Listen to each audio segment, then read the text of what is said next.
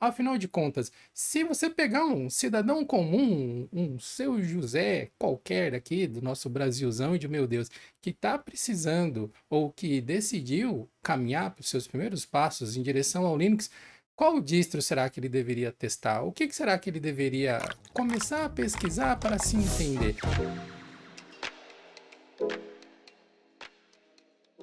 Você conhece o prêmio IBEST? Ele é uma das maiores premiações de toda a internet brasileira. E neste ano, o Diolinux, o canal Diolinux, está concorrendo na categoria Melhor Canal de Tecnologia. Eu não preciso nem dizer que para a gente é uma honra enorme participar de uma premiação como essa, mas agora a gente conta com a ajuda de vocês para continuar avançando nessa disputa. Aqui no post desse episódio vai ter informações sobre como você pode votar e ajudar a levar ainda mais visibilidade, ainda mais notoriedade para o software livre e para o open source dentro de uma premiação com essa visibilidade. Vamos nessa! Hoje nós vamos tentar convencer o nosso amigo aí que está tentando mudar de distro a usar a nossa distro preferida e não a que ele quer usar.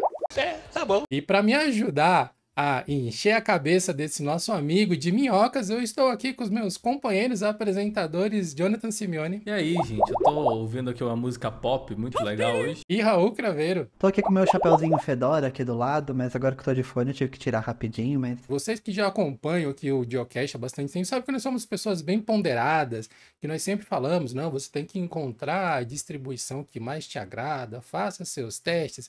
Chega disso, a gente cansou. A partir de agora a gente vai doutrinar você nas distribuições que a gente quer que vocês usem e se acostumem com isso. Ah, é? Hoje o papo vai ser bem humorado, então não leve muito ao pé da letra algumas brincadeiras que a gente vai fazer aqui, tá? Só para já deixar bem claro. Ah, agora eu entendi! Só para a gente já começar a desenhar um cenário aqui nessa conversa, eu fiz uma historinha, eu criei um storytelling para ajudar a gente a brincar com este episódio, e eu pensei no seguinte, tem um conhecido meu, né? Eu vou chamá-lo aqui gentilmente de Tux José da Silva. Ele trabalha num comércio local aqui. Ele não é programador, não é nada. Ele é auxiliar administrativo. Ele chega todo dia no seu lindo trabalho, bate o seu cartãozinho de ponto e senta ali para mexer com suas planilhinhas, responder seus e-mails através do navegador, usar o RP da empresa, que é através do navegador. Uma coisinha bem simples. O máximo que ele tem de aplicativos instalado no computador da empresa que ele utiliza, entende? Ó, estamos falando da empresa no momento. É um player de música, que ele gosta de ouvir ali, os seus MP3zinhos, enquanto ele está trabalhando, para ajudar a se concentrar. E ele gosta de jogar aquele joguinho de paciência do Windows, enquanto ele está ali nos seus momentos ociosos. Esse é o cenário da empresa dele. Só que aí, nosso amigo Tux José da Silva chegou para trabalhar na segunda-feira e recebeu o seguinte comunicado da administração. Bom, meus caros, para a gente cortar custos com licenciamento de software e também para a gente ouvir o que vai ser bom aqui para a segurança da empresa, nós estamos migrando todo o nosso parque para Linux. Então, a partir de, sei lá, daqui a 30 dias, todas as máquinas vão ser Linux e o pessoal de TI vai auxiliar vocês aí nas suas dúvidas. Beleza? Chupa essa manga, obrigado, tchau, valeu. É aquela coisa que dropou o documento em cima da mesa e foi embora na sexta-feira, assim. É isso aí. Digere isso aí pra nós. Aí o nosso amigo, né, o Tux, ele chegou na casa dele, entrou lá no Google, no buscador preferido dele e foi pesquisar, tá, o que é Linux? É de comer?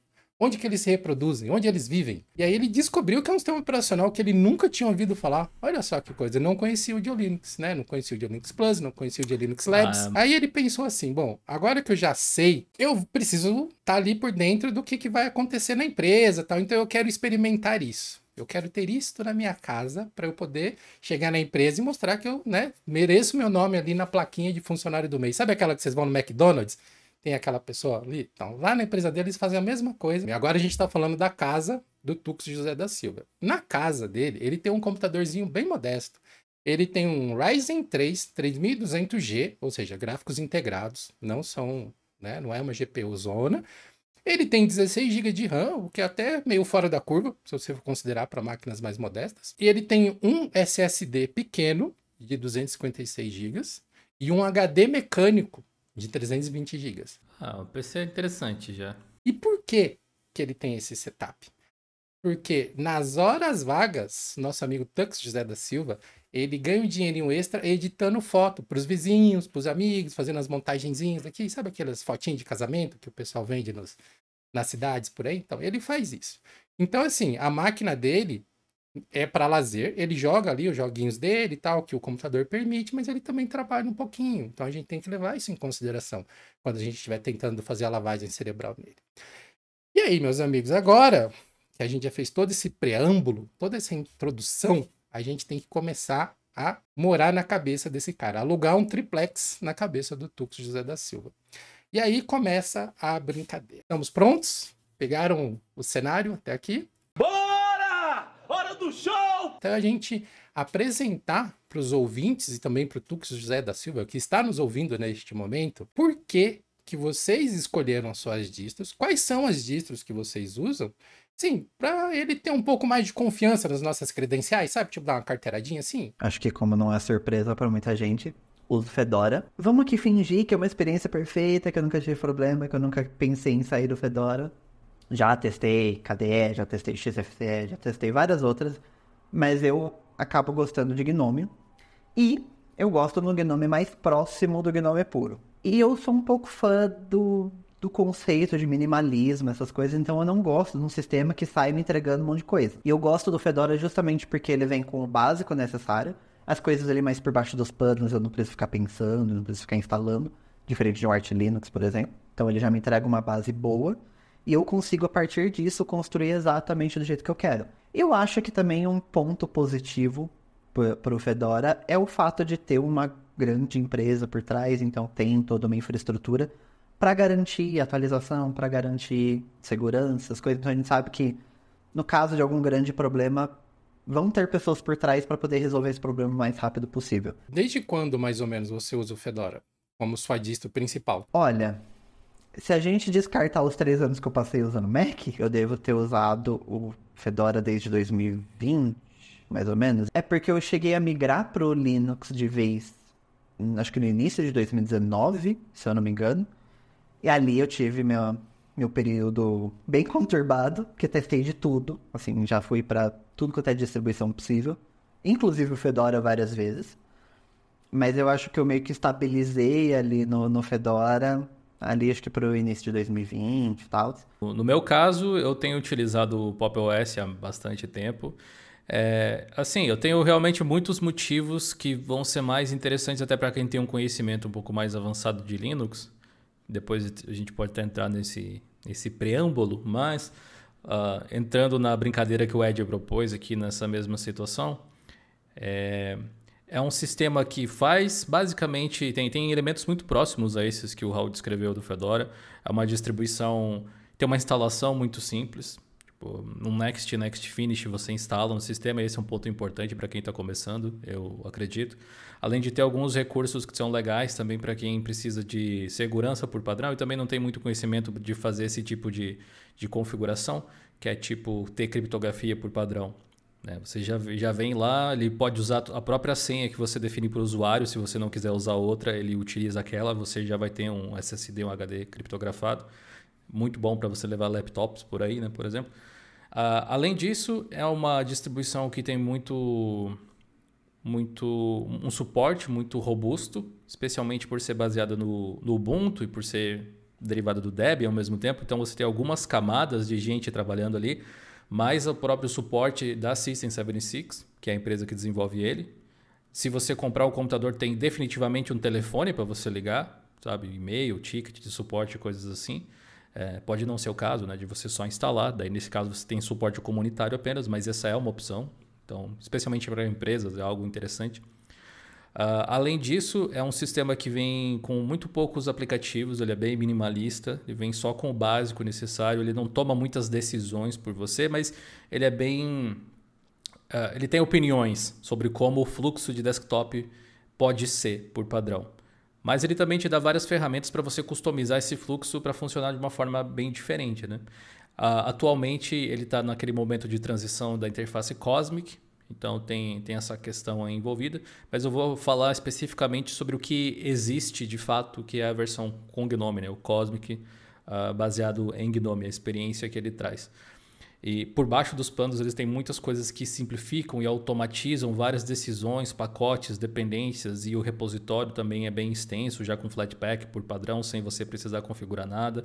O FlatHub disponível, vários pacotes .deb para você trabalhar com IA, com edição de vídeo, um monte de... Sabe, falta um link simbólico para o DaVinci Resolve funcionar. Eles já fizeram isso antes. Então, quando você instala, geralmente já está funcionando. Então, eu acho que é meio que nesse sentido, para não detalhar demais agora, é um sistema que simplesmente funciona. E para a forma com que eu trabalho, aí posso falar da minha experiência, eu também gosto um pouco mais de utilizar o Gnome, mas eu não gosto do Gnome puro, ao contrário do Raul. Assim, eu acho o Gnome puro completamente improdutivo para mim.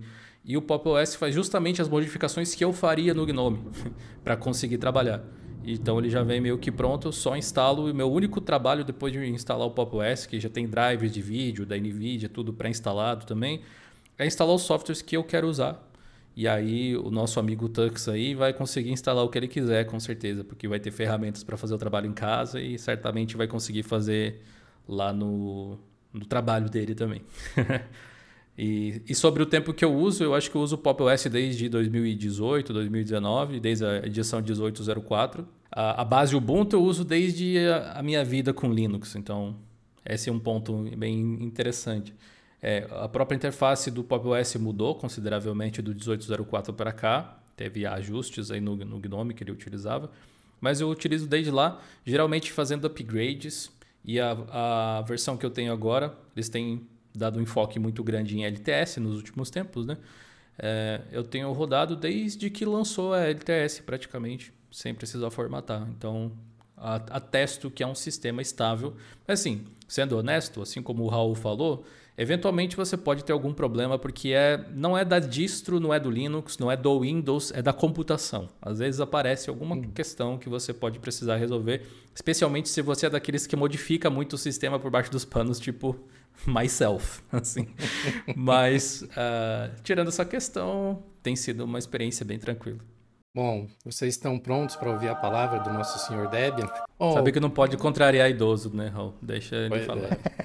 Inclusive, tocando nesse papo de idoso, eu fui conferir nos meus registros históricos, porque sabe como é que é a memória de quem já está com tantos sóis, né, com tantos verões quanto eu tenho. Recordei, assim, com um pouco de esforço, que os meus primeiros contatos com o Debian foram por volta do ano 2000. Nessa época, terminando a faculdade, fui trabalhar numa empresa como estagiário. E lá eles usavam versões arcaicas do Windows e eles queriam migrar para Linux.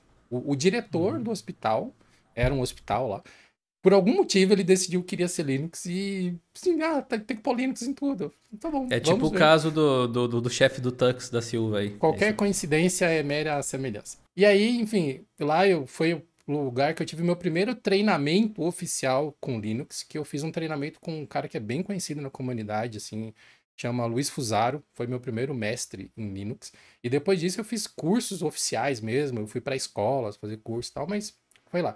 Depois que eu saí desse hospital, eu fui trabalhar com outras áreas de informática e tecnologia e eu acabei voltando para o Windows, porque cada empresa tem a sua política, né? Você nem sempre pode usar o que você quer. Mas eu sempre dava uma xeretada em Linux por ali e tal, então eu acabei voltando oficialmente para o Linux por volta de 2018, 2019, ali foi quando eu comecei a trabalhar em casa, no meu próprio escritório, e falei, ok, agora eu posso usar o que eu quiser, porque é minha empresa, aqui, meu computador, minhas regras. De forma semelhante ao Raul até, né? Foi, acho que próximo, um pouquinho antes de vocês entrarem no Linux até. No meu caso foi, acho que menos de um ano antes de eu entrar no Linux. Mas, diferentemente do Ed, em 2000... eu tinha 5 anos e tava jogando Sonic no Mega Drive. Em 2000 o Raul e o Gil estavam comendo terra no parquinho. Em 2000 já era estagiário. Eu tinha 8 anos, né? Quando eu resolvi voltar pro Linux nessa época, né, eu comecei um distro hopping sinistro, né? Vocês acompanharam um pouco disso aí, aquele post da SDA não foi sem motivo. Então, eu cheguei a formatar a máquina, sei lá, 4, 5 vezes no mesmo dia, com sistemas operacionais diferentes, essa maluquice. Mas, quando eu estabilizei, a primeira distro que eu estabilizei foi no Pop! OS. Ele me atendia, eu gostava das ferramentas que ele apresentava e tal. E foi um pouquinho antes ali, quando ele começou a se movimentar em direção ao que seria o Cosmic, assim, o Cosmic no Gnome ainda. As primeiras versões, quando ele começou a se mover pro Launcher, pro Cosmic, foi quando eu comecei a não gostar mais tanto dele, assim, porque eu prefiro o Gnome mais puro. Eu me viro muito bem com o Gnome Vanilla. E aí, de novo, né? Começou aquele distro open maneiro. Usei diversas disso, Manjaro, usei Big Linux, usei Arch Linux durante um tempo. Enfim, mas o Debian, ele é presente. Eu tenho uma ligação sentimental com o Debian. Talvez por ter sido a primeira distro que eu aprendi. E eu acabei voltando para ele. Primeiro no Debian Seed. E o Debian Seed tem as suas dificuldades, mesmo para mim, que já tem um pouco mais de desenvoltura com o sistema, manter o Seed sem quebrar exige um pouco de paciência e tempo. Não à toa ele se chama Seed, né? Pra quem não sabe, os nomes do Debian são baseados em Toy Story, né? A gente já deve ter falado isso.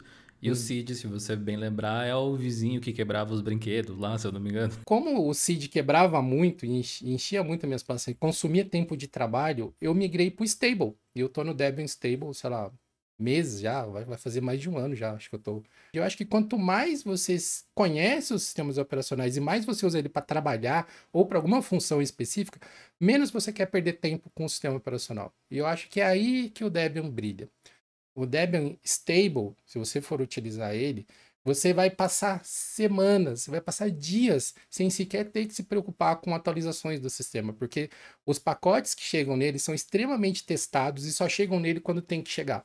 Então, nunca vai. Acabou de sair o driver NVK, sei lá o que, maluco, que roda o último AAA. Esquece, você não vai ver isso no Debian Stable, meu amigo. Não vai chegar lá. Porque não é essa a preocupação deles.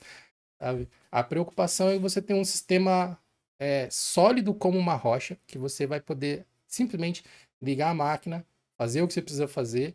E quando você não quiser mais trabalhar, você pode jogar. Eu jogo no Debian, né? Dá para você ter suas diversões também. É uma distribuição que consegue fazer as duas coisas, mas sem ficar no seu caminho e garantindo que o seu hardware vai funcionar da melhor maneira possível com uma estabilidade monstruosa, assim. O meu Debian Stable, ele não quebrou nenhuma vez que não tenha sido culpa minha. Em, sei lá, uns 2 anos que eu tô indo e voltando do Debian Stable. Toda vez que teve algum problema, foi o jovem Edson aqui, mas não tão jovem assim, tentando fazer o que não devia, mexendo onde não devia, e aí o Debian falou assim, aqui, meu amigo.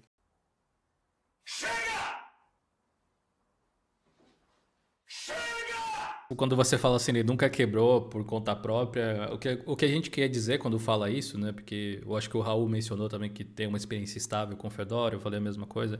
E assim, por mais que a gente esteja falando das distros que a gente costuma utilizar, isso se aplica às outras também. A gente tá fazendo uma brincadeira aqui, mas em alguns momentos não tem como não falar sério a respeito desses assuntos.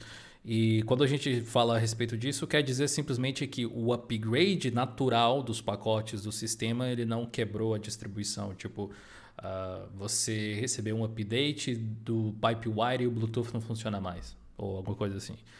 Isso daí não... Pelo menos não é uma realidade que eu vivi utilizando o Pop! OS, e é isso que o Ed tá falando do Debian, e o Raul tá falando do Fedora, provavelmente, mas que não se limita a essas 3 distros. A gente tá falando dessas porque as que a gente usa mais, as que a gente usa mais, né? Porque eu, por exemplo, uso várias. Agora vocês que estão nos acompanhando, vocês entenderam um pouco do nosso background, onde que cada jogador coloca suas cartas, e agora é hora da conversa ficar séria. Nosso amigo Tux José da Silva está ali esperando ansiosamente para escolher qual é a distribuição que ele vai jogar naquele seu pendrivezinho maroto, que a partir de hoje, se tudo der certo, depois da conversa com a gente, ele não vai ficar sofrendo no SDA, no distro hopping, ele vai ter ali uma distribuição fixa, ele pode até fazer testes, mas ele vai ter a distribuição fixa dele.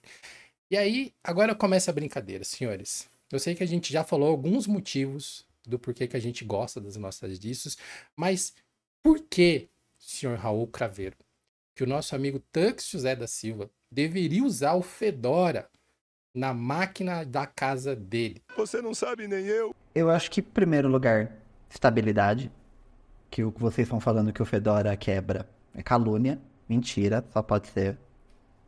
Discordo completamente. Porque realmente, assim... O Fedora não quebra pra mim, ele vem quebrado já. Pro Fedora quebrar comigo, primeiro eu teria que ser capaz de fazer essa distro rodar na minha máquina. Eu não consigo. Eu tô com um Ryzen com gráfico integrado ali e ele não funciona. Isso é muito esquisito, né? Você detectou alguma coisa que pode ter dado problema? Porque não faz sentido ele não funcionar. Deve ter um if edge does not work.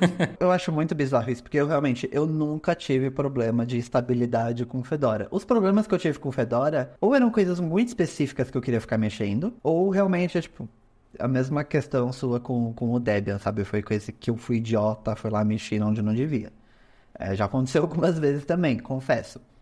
Mas eu nunca tive problema de estabilidade com Fedora. Tanto que, né, eu uso NVIDIA, sempre usei NVIDIA com Shorg. De fato, quando eu usava com Wayland, era meio zoado, mas pelo menos até o Fedora 39, tipo, quando eu instalava o driver da NVIDIA, reiniciava, ele já abria no Shorg. Agora tem mais um passo, tem que, né, colocar o Wayland pra dormir, basicamente.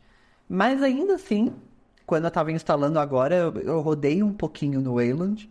Não testei nada de pesado, não testei abrir uma máquina virtual, não testei DaVinci Resolve, nada disso. Até então, tipo, a experiência básica do sistema tava rodando liso, inclusive com a NVIDIA, com Wayland. Tipo, rodando super liso o sistema, não tinha bug gráfico, não tinha nada.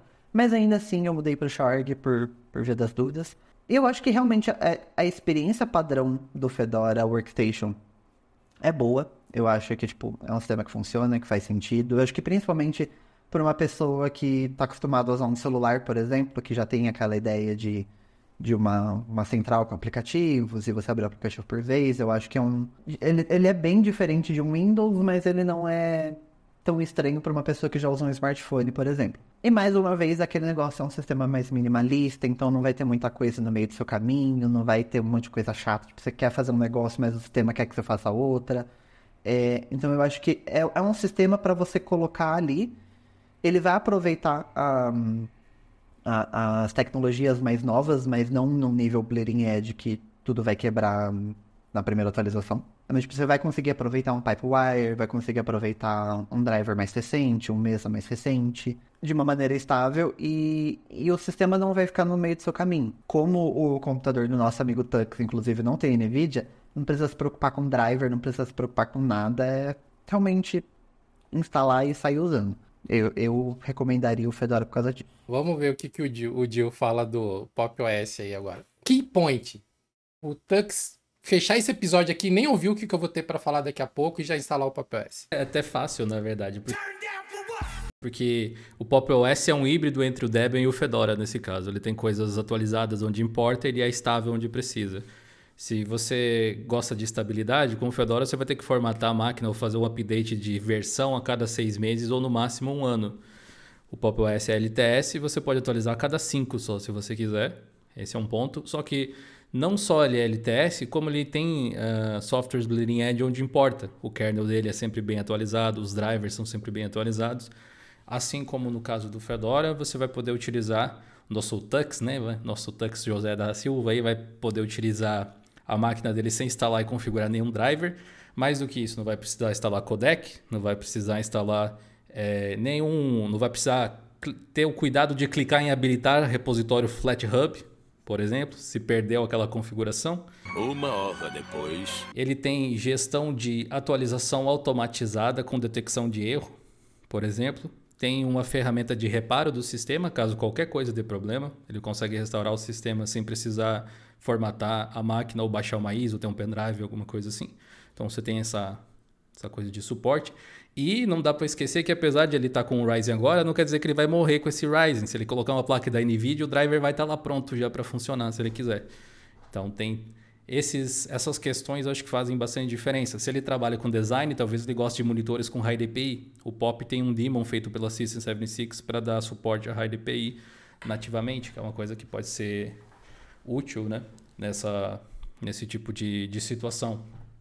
E assim como o Fedora, mas não tanto quanto, eu diria, até a System76 costuma ficar bastante de olho em tecnologias novas. Então, apesar dele ser baseado no Ubuntu LTS, quando tem algo que é de interesse e é funcional, ele costuma chegar no POP mesmo antes de chegar no Ubuntu LTS, tipo o Pipewire mesmo, que foi mencionado ali, ele saiu no POP antes de chegar no Ubuntu, que é a mesma base. Então você não vai ficar para trás em relação a tecnologias, desde que elas sejam consideradas estáveis, vai ter atualizações onde elas são bem-vindas, junto com aquela base estável que você espera de um sistema que você vai poder rodar indefinidamente, ferramentas para te ajudar a dar manutenção, sem que você precise ficar pensando se o meu sistema está atualizado ou não, ou alguma coisa desse tipo. Eu acho que é um combo bem poderoso. Tudo isso? E assim, sendo extremamente sincero com vocês, eu tenho minhas dúvidas se o Debian é realmente a melhor opção para quem está num momento como o nosso amigo Tux José da Silva aqui. Porque ele tem uma máquina que não é de forma alguma uma máquina ruim, mas ele é uma pessoa que ele nunca precisou se preocupar com o sistema operacional. Ele só sentava e usava. No máximo, instalar um joguinho. E você dar seus primeiros passos no Debian, principalmente na base estável, vai demandar uma curva de aprendizado consideravelmente maior do que o Pop! OS e consideravelmente maior do que o Fedora. Isso é inegável, é querer tapar o sol com a peneira e dizer que isso não vai acontecer. É verdade. Quer dizer, às vezes não. Porque coisas que vêm no Pop! OS já pré-configurado, como Flatpak e alguns serviços e tal, e no Fedora também, no Debian você tem que ativar isso na mão. Flatpak, que é uma coisa que eu utilizo, você não apenas tem que ativar, você tem que instalar os pacotes. Eles sequer vêm instalados. O próprio lance que eles até ativaram no Debian 12, se eu não me engano, o repositório non-free, né? Que você pode ali ligar, ficou mais prático. Mas também é uma questão, né? Tem certos tipos de pacotes, codecs, etc., que você não tem acesso se você não souber que tem que fazer algumas coisas. Sim, sim. E na verdade, esse negócio do non-free é até uma... Eu acho que as pessoas entenderam errado o que aconteceu. Eu havia entendido errado o que aconteceu quando eles anunciaram. Porque, na verdade, não é que os repositórios não vêm ativos. Eles simplesmente ficaram mais fáceis de você ativar. Quando você entra no software do Gnome, lá, caso você esteja usando o Gnome, no caso. Mas quando você entra no programa de gestão de fontes para você instalar os pacotes, gestão de servidores, agora tem a opção ali para você dar um clique e ativar os softwares, os repositórios proprietários, que são tanto os de firmware quanto os de softwares mesmo. E antigamente não existia essa opção. Se você quisesse ativar isso, você obrigatoriamente tinha que fazer pela linha de comando. Então, eles estão disponíveis de forma mais fácil, mas eles não vêm ativos at all. O que o instalador do Debian faz ele olha para o seu hardware e fala, para você fazer funcionar esse seu dongle Bluetooth maluco aqui, você precisa de um firmware que é proprietário. Então eu vou pegar esse firmware do firmware non-free e vou instalar para o seu hardware funcionar, mas o repositório vai continuar desativado. Então ele faz o seu hardware funcionar, mas ativar os repositórios depende de você ainda. Foi uma tangente, mas para deixar claro que o Debian ele é meio tricky, ele assim como o Arch Linux, talvez, ele meio que prescinde que você sabe o que você está fazendo. E, de fato, isso não vai ser o caso do Tux agora. Então, dentre os três, por mais que eu tenha uma certa dor no coração de admitir isso, o Debian provavelmente vai entregar uma experiência muito estável para ele e que ele vai conseguir rodar todos os programas que ele precisa com uma disponibilidade de software gigantesca, porque até hoje eu não encontrei um software na internet que esteja disponível para Linux, obviamente, que não tem um pacote .deb. Eu nunca passei por isso. Então, você sempre vai conseguir instalar as coisas no Debian, mas você vai depender, no comecinho, um pouco mais de conversar com as pessoas, de ler um pouco mais de manuais, tais. Mas depois que você vence essa primeira etapa de setup, o Debian é coisa linda do pai. Entendeu? Você não vai ter que se preocupar de ficar... Ai, Fedora, faz isso. Deixa eu desligar minha máquina aqui que eu tô morrendo de pressa e eu preciso ali.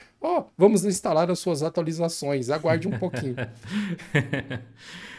Mas olha isso que você falou ali do Debian, eu acho bem realista, na verdade. Ele pode ser um próximo passo, depois que você está habituado, né, se você quiser. Não que necessariamente ele seja o próximo passo. Eu acho que tem muita gente que tem essa ideia de que existe como se fosse uma sequência de distros para você ir utilizando conforme você aprofunda os seus conhecimentos. Mas isso não faz nenhum sentido. Tem alguns que acham que é Destination Arch Linux, Destination Gentoo, ou sei lá o que. Mas a verdade é que as pessoas com mais conhecimento, elas vão enxergando e sentindo necessidades diferentes que podem ser atendidas de formas diferentes por sistemas diferentes também. Tá? Eu falei muitos diferentes numa mesma frase, mas é realmente assim. uma vez que você saiba o caminho que você quer seguir, você consegue fazer isso que o Ed mencionou com o Debian com quase qualquer distribuição. Se tem alguém que configura as coisas para o nosso Tux José da Silva ali, ele vai conseguir usar qualquer distro. E eu preciso defender mais uma calúnia que fizeram do Fedora aqui, que falaram daquele ícone quando você vai desligar o sistema. A questão é, no Windows, se você vai desligar o sistema e ele tem atualização, o problema é seu, se vira, vai ter que esperar sim. No Fedora, é uma caixinha de seleção, você pode simplesmente clicar e falar, não quero. E tá tudo certo, inclusive fiz isso hoje. Fui reiniciar, ele perguntou se eu queria atualizar, não quis, desmarquei. E tá tudo certo. O que eu acho legal é que, tipo, sei lá, no final do dia, você não quer ficar, tipo, o tempo todo tendo que entrar na loja, ver se tem atualização, ou entrar no terminal, sei lá, dar um DNF update. Tipo, você terminou o dia, tem uma atualização, você tem tempo? Beleza, você deixa, ele vai atualizar, ele vai desligar o sistema e acabou. Você não quer, você desmarca. No Pop! OS, você tem nas configurações do sistema o scheduler de atualização. Então você pode dizer assim, só atualize o sistema nesse horário, automaticamente. Você nem vê as atualizações acontecerem. Eu tenho quase certeza que na Gnome Software, no Fedora, dá pra atualizar as coisas automático. Não, tem como colocar data e hora? Não nesse nível. Mas... Eu vou colocar um pontinho a mais aqui. O Debian, ele tem a atualização não assistida, mas é quando você reinicia a máquina. Então, ele reinicia a máquina... Eu acho que toda distro com Gnome Software hoje em dia tem isso embutido, né? Então, eu sei que o Debian tem mais coisas para você mexer para ele ficar pronto. Mas depois que ele fica pronto, ele fica pronto. Então, por exemplo, se esse nosso amigo, se o Tux for uma pessoa mais curioso, que gosta de ver, configurar ali, meio que tomar conta do sistema e não pegar uma coisa mais prontinha, como seria o Pop!OS, como seria o Zorin, por exemplo, como seria o Linux Mint até certo ponto, ele vai se divertir pra caramba no Debian, vai ter um bom aprendizado e documentação não falta, né? O Debian é muito documentado e tal. Mas aí, meus amigos, acho que a gente já falou muito bem das nossas distros e agora tá na hora da próxima brincadeira. E na próxima brincadeira, nós vamos... aqui entre nós, tá? Agora que o Tux José saiu aqui, ele foi ali na outra sala baixar as ISOs para ele vai gravar no pendrive dele. Entre nós aqui, a gente pode conversar sobre as coisas que a gente acha que não são tão legais nas nossas distros. Mas aí, agora a brincadeira é a seguinte. Nós não vamos falar dos pontos negativos das nossas distros preferidas. Nós vamos falar dos pontos negativos da distro do amiguinho. Então, meus amigos, escolham os seus papéis. 1, 2 ou 3. Escolha da direita para a esquerda. Tá, eu vou querer o número 3. Então, Gil, você vai falar do Debian. Quais são os pontos que você acha que o Debian deixa a desejar, que ele não brilha, assim, aquelas coisas que você não gostaria que as outras pessoas soubessem se você usasse Debian? Assim, todo sistema tem seus pontos negativos, como vocês vão ver aí, depois os meus colegas vão falar dos outros. Se eles não falarem de algum específico do Pop! OS, pode ter certeza que eu vou complementar. Mas no caso do Debian, quando eu penso assim, em utilização, eu gosto de pensar no Debian muito mais como um powerhouse para servidor do que para desktop em especial. Eu tenho uma certa preocupação em como, talvez até pela posição que eu me coloquei ao longo do tempo dentro da comunidade do Linux e tal, em estar utilizando uma distribuição, não necessariamente a melhor para isso, mas uma das, pelo menos, uma distribuição que seja acessível para pessoas de níveis de conhecimento diferentes. Como a gente falou antes, eu acho que o Debian ele não é tão simples assim. Isso é um pouco frustrante para quem está querendo testar o sistema pela primeira vez, porque é como se te desse um brinquedo, mas você tivesse que ler o manual antes de brincar, sabe? Não é tão fácil de você já pegar e começar as coisas. E como o Debian tem algumas filosofias muito bem definidas, elas não são erradas, elas só são de uma determinada forma. Quando você faz uma escolha, você abdica de outras coisas. Por exemplo, o lance dos firmwares, etc. Em tese, não custa nada deixar o negócio ativado. O Ubuntu faz isso, por exemplo, porque no fim das contas você está pensando na experiência do usuário. Então o Debian ele não pensa exatamente em criar a melhor e mais fácil experiência para alguém que está começando. Não é esse o objetivo. O objetivo é ser estável. O que a gente precisa fazer para deixar o sistema estável? Inclusive desabilitar firmwares proprietários com os quais eles não conseguem verificar o código-fonte, é um dos mecanismos de você manter o seu sistema estável. Se você não consegue verificar, os testes eles são mais dificultosos, digamos assim. E isso pode respingar no usuário de forma negativa. Porque a maioria está acostumado com o Windows, onde tudo é proprietário e as coisas vão funcionar de uma forma um pouco mais automatizada. O próprio macOS mesmo, ele é bem out of the box, né? Literalmente, quando você levanta a tampa de um MacBook, ele já começa a ligar, você nem impressiona o botão, sabe? E com o Debian você pode ter dificuldade para instalar drivers, que vai gerar frustração. Se você instalar o driver, pode ser que você não tenha instalado algum pacote que ia ser necessário para rodar um jogo. Se você conseguir descobrir como fazer isso funcionar, daqui a pouco você vai estar pensando, putz, mas o meu GNOME não atualiza nunca, sabe? Os meus pacotes estão antigos. Aí você descobre que tem uma forma de você instalar alguns softwares mais novos usando Flatpak, mas aí você descobre que ele não tem suporte ainda, você tem que fazer todo o setup, apesar de não ser muito difícil, assim. Tendo conhecimento, nada é complicado, basicamente.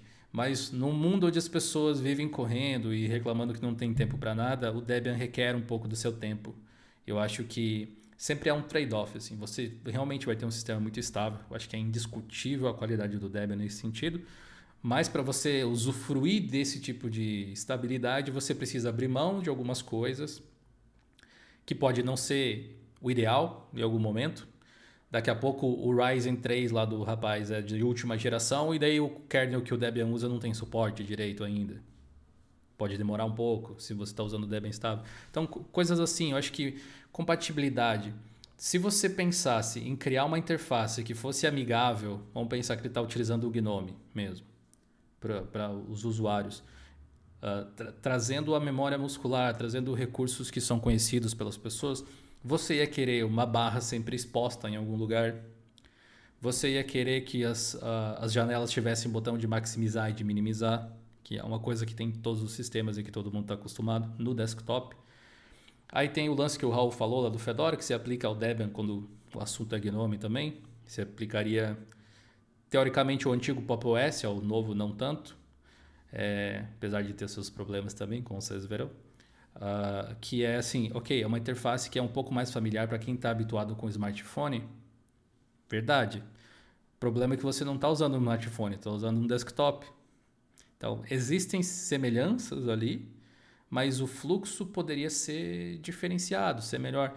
Um sistema que eu gosto de usar como exemplo, que já foi bem mais diferente, até é o próprio Endless OS. Eu gosto de citar as pesquisas que eles fizeram com usuários de pouco conhecimento técnico.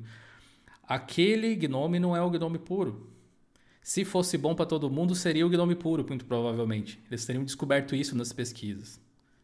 Então tem essa questão. E aí entra no lance ali do Pop! OS ter modificado justamente esses elementos, né? Eu acho que essas são algumas questões não atreladas ao Debian tão diretamente, ao GNOME nesse caso. Mas em relação ao Debian, eu acho que são esses alguns dos pontos principais que eu consigo pensar. Ele é estável, mas junto com estabilidade um pouco antiquado. Demora para as coisas acontecerem.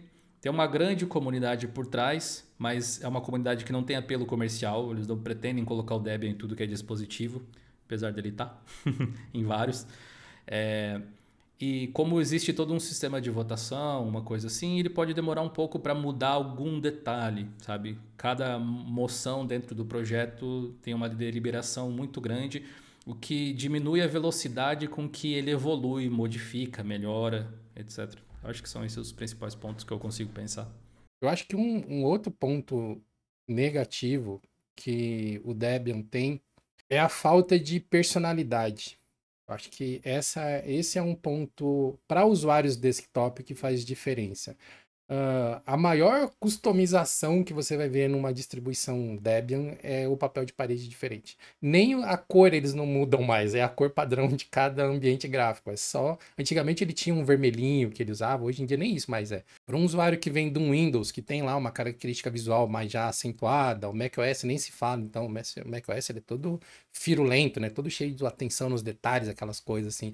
A pessoa ela vai pegar um Debian estável para usar, ou qualquer Debian, porque não faz diferença do estável, do seed ou do teste nisso.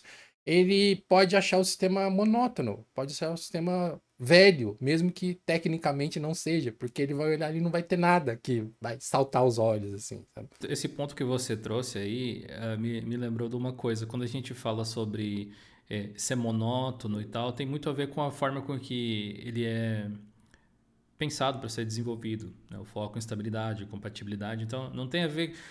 os desenvolvedores, os empacotadores do Debian, eles não se preocupam com a experiência de desktop. É a experiência que o GNOME faz, a experiência que o KDE faz. O Debian não tem opinião sobre isso. E eu sinto um pouco de falta desse tipo de coisa também, bem lembrado. O que me leva a comparar com iniciativas controladas por empresa. Que às vezes o pessoal tem um certo contra porque envolve dinheiro, muitas vezes, daí vai tomar decisões pensando em profit, tipo o caso do Unity, da Canonical, no Ubuntu, etc. É um ótimo exemplo de projeto que era legal e acabou morrendo por causa disso. E claro, tem seus pontos negativos, esse é um deles, mas um dos pontos positivos é que uma empresa quer agradar o consumidor. Um software de comunidade, ele quer agradar a comunidade. Só, no máximo. E olha lá ainda, porque eles não fazem cerimônia em desagradar as próprias pessoas que estão ali, volta e meia. Aí o Linux Então, Mint aqui, né? por exemplo. Mas acho que em distros de comunidade isso acontece com uma certa frequência, né? Quando é uma coisa um pouco mais empresarial, existe pesquisa, feedback de usuários. Eles vão aplicar aquilo que eles coletaram, o que as pessoas querem? Não necessariamente, se fizer sentido financeiro. Esse pode ser um pró e um contra ao mesmo tempo. Mas são formas diferentes com que as coisas estão tocadas. E eu sempre me senti mais confortável com uma situação onde o que motivava a empresa a fazer um software melhor era o retorno e o feedback financeiro que viria se eles fizessem um bom trabalho. Quando você não tem isso, você pode fazer um trabalho bom, um trabalho ruim, nada não vai fazer diferença. Você não tem esse feedback tão pragmático. Eu não diria que é exatamente o caso do Debian, porque apesar dele ser uma comunidade, ter um monte de empresas que o utilizam e patrocinam, desenvolvedores, etc. Então, acontece que meio indiretamente esse tipo de coisa. Mas existem sim diversos projetos comunitários que, se está ruim, se está bom, meio que tanto faz. Vários softwares open source menores, né, você vai encontrar aqui assim, que ele está lá para agradar a pessoa que criou, e tudo bem. Mas do ponto de vista de quem usa, não ter esse contra, se você vacilar, pode acabar colocando as intenções do desenvolvimento não no lugar ideal do ponto de vista de mercado. Agora, se o desenvolvedor original não queria atingir isso de toda forma, daí direito dele. A gente que escolheu um software errado para basear o nosso trabalho, talvez, em cima daquilo, né? Sobrou aqui o Pop OS e o Fedora pra gente falar mal. Como não faz sentido o Raul falar mal do Fedora, deixa comigo. Então deixa eu escolher por onde que eu começo, gente. Eu acho que um dos principais pontos que eu desgosto do Fedora, eu acho que o Fedora devia mudar isso, e eu já citei isso em outros episódios do Geocast. Eu acho que ele devia mudar o seu ciclo de lançamentos.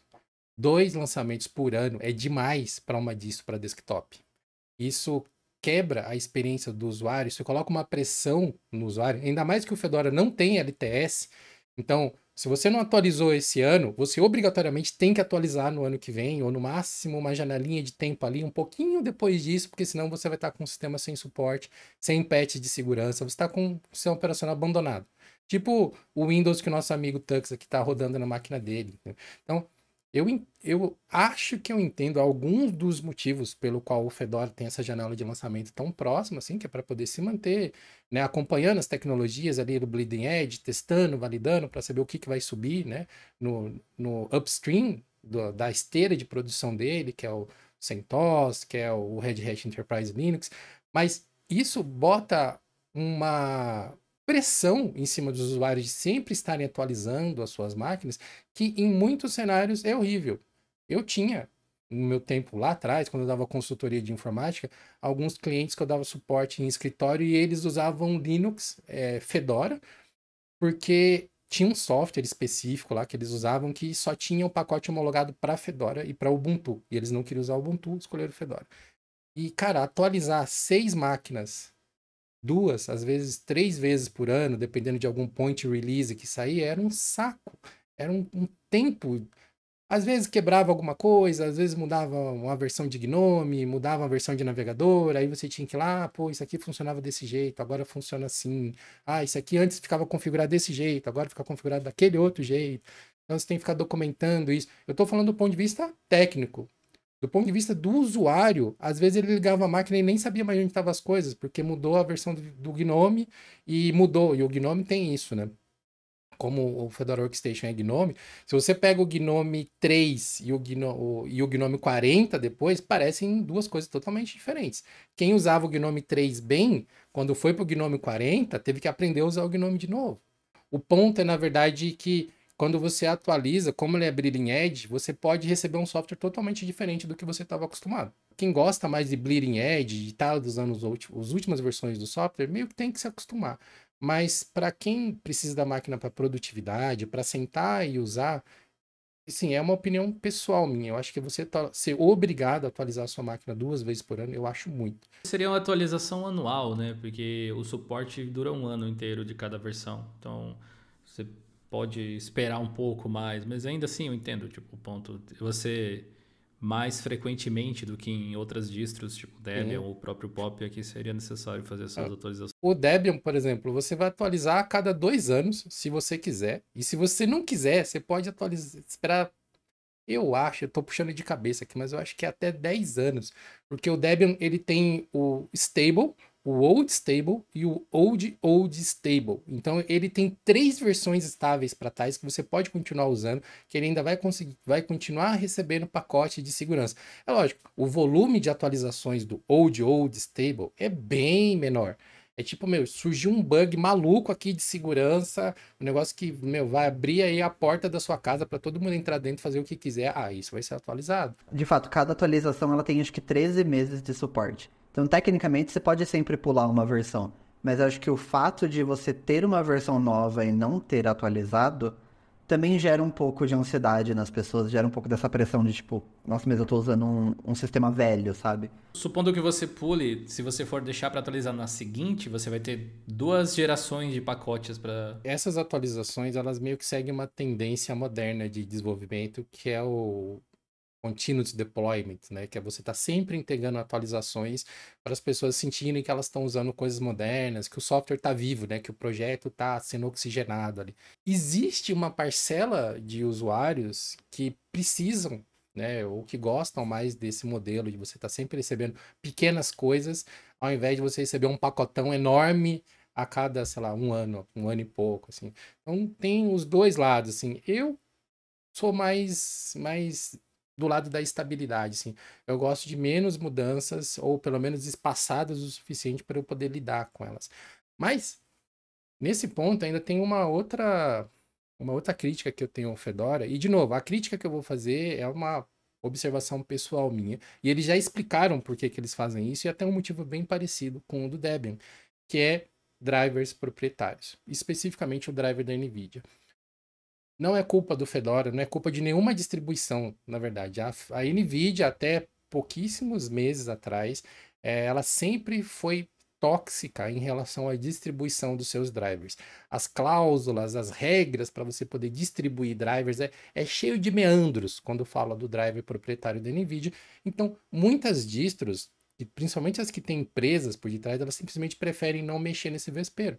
É por isso que o Fedora, por exemplo, não tem uma mídia com driver integrado, igual o PopOS tem, por exemplo, igual algumas outras fazem. Porque elas não querem correr o risco de ser processadas pela NVIDIA ou de ter algum problema de patente, alguma coisa assim. Eles simplesmente não querem mexer nisso. Então, do ponto de vista de projeto, de empresa, eu entendo, é uma decisão saudável. Eu, provavelmente, se eu administrasse uma distro, eu faria exatamente a mesma coisa. Mas do ponto de vista de usuário, com uma distro workstation, e quando você fala de máquinas de produtividade para vídeo, para IA, cara, é difícil você não pegar uma máquina que usa NVIDIA.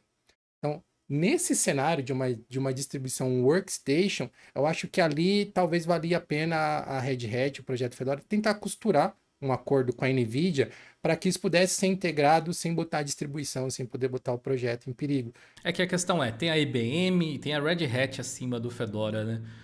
Não são pequenas empresas e a gente sempre fica com a sensação de que poderia ser feito mais, porque não é como se fosse impossível.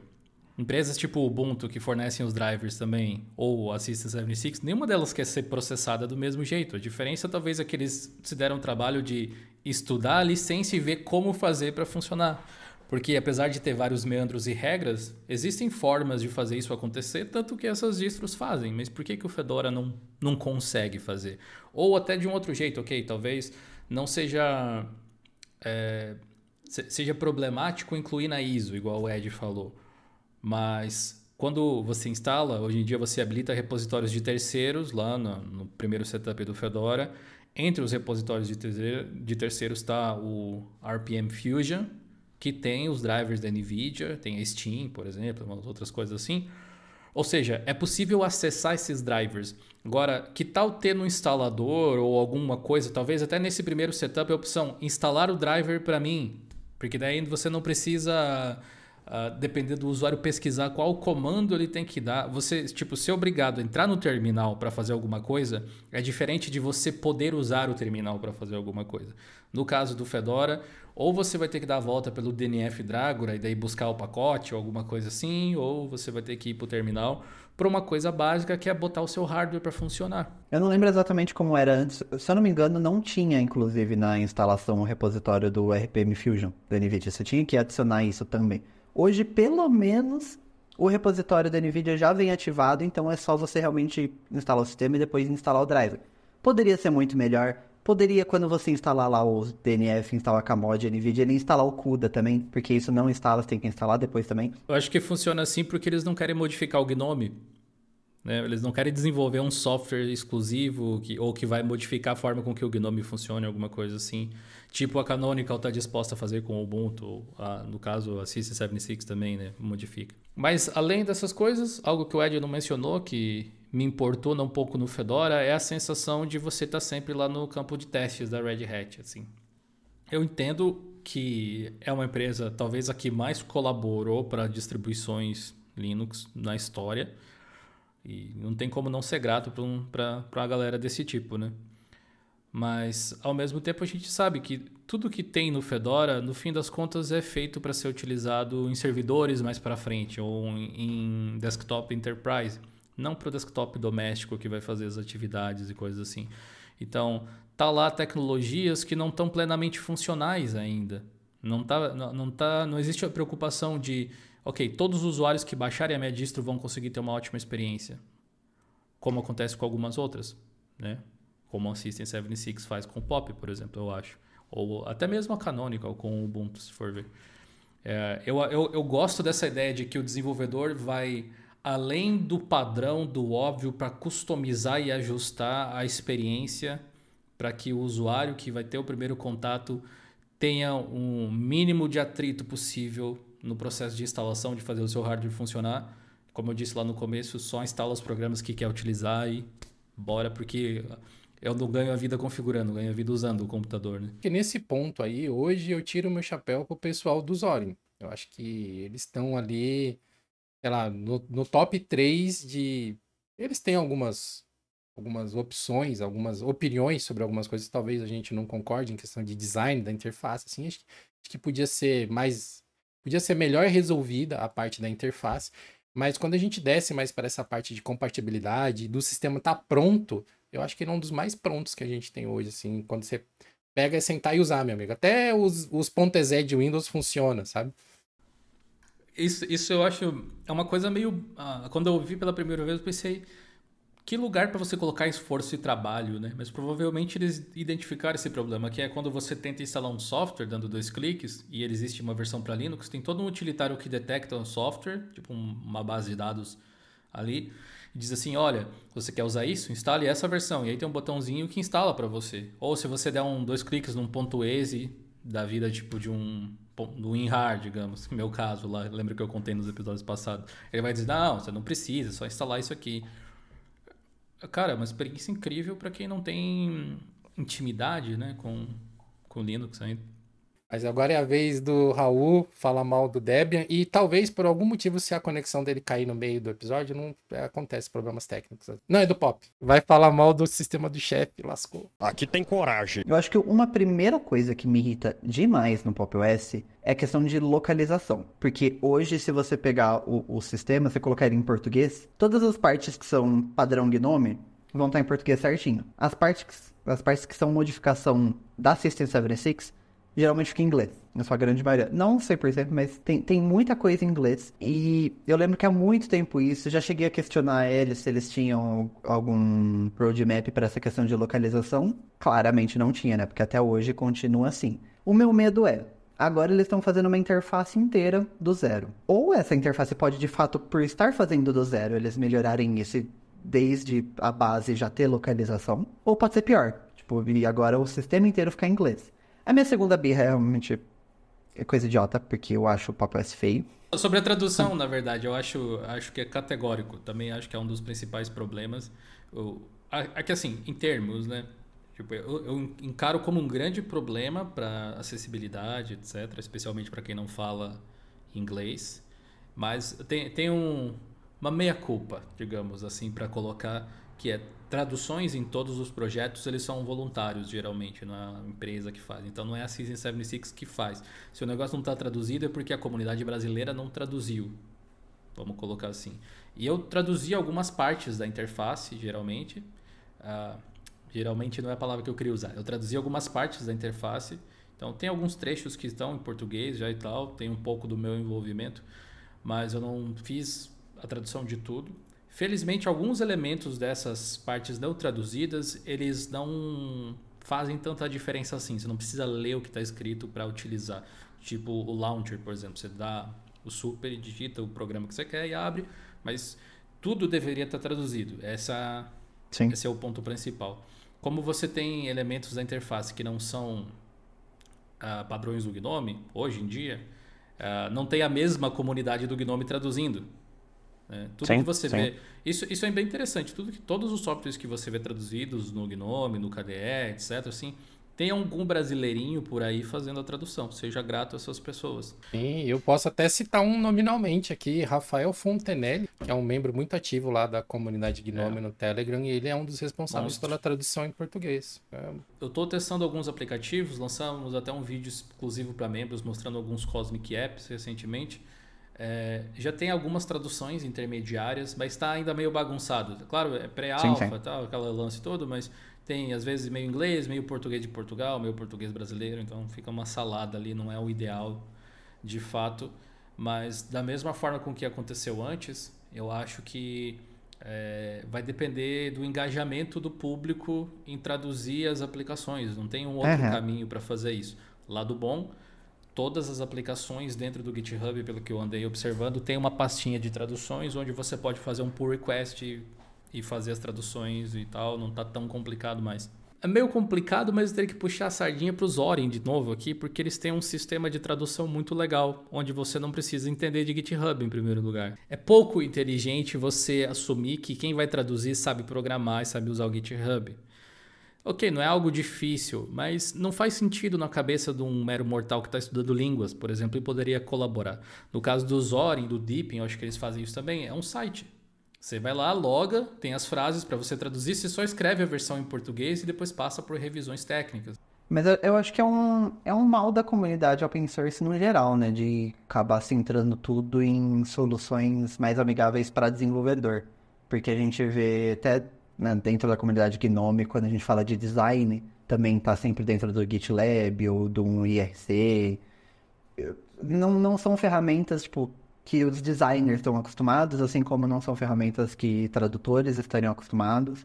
É um problema, sabe? Porque sempre que a gente precisa trazer pessoas de fora de desenvolvimento para poder ajudar, ela vai precisar aprender um pouco de desenvolvimento. E o outro lance que você falou sobre eles venderem computadores nos Estados Unidos, principalmente, é o mercado principal, eu acho mesmo, mas eles enviam para o Brasil também, em lugares da Europa. Então, a internacionalização é um ponto importante, eu acho. Tomara que eles realmente deem atenção, porque para mim isso daí é mancada há muitos anos.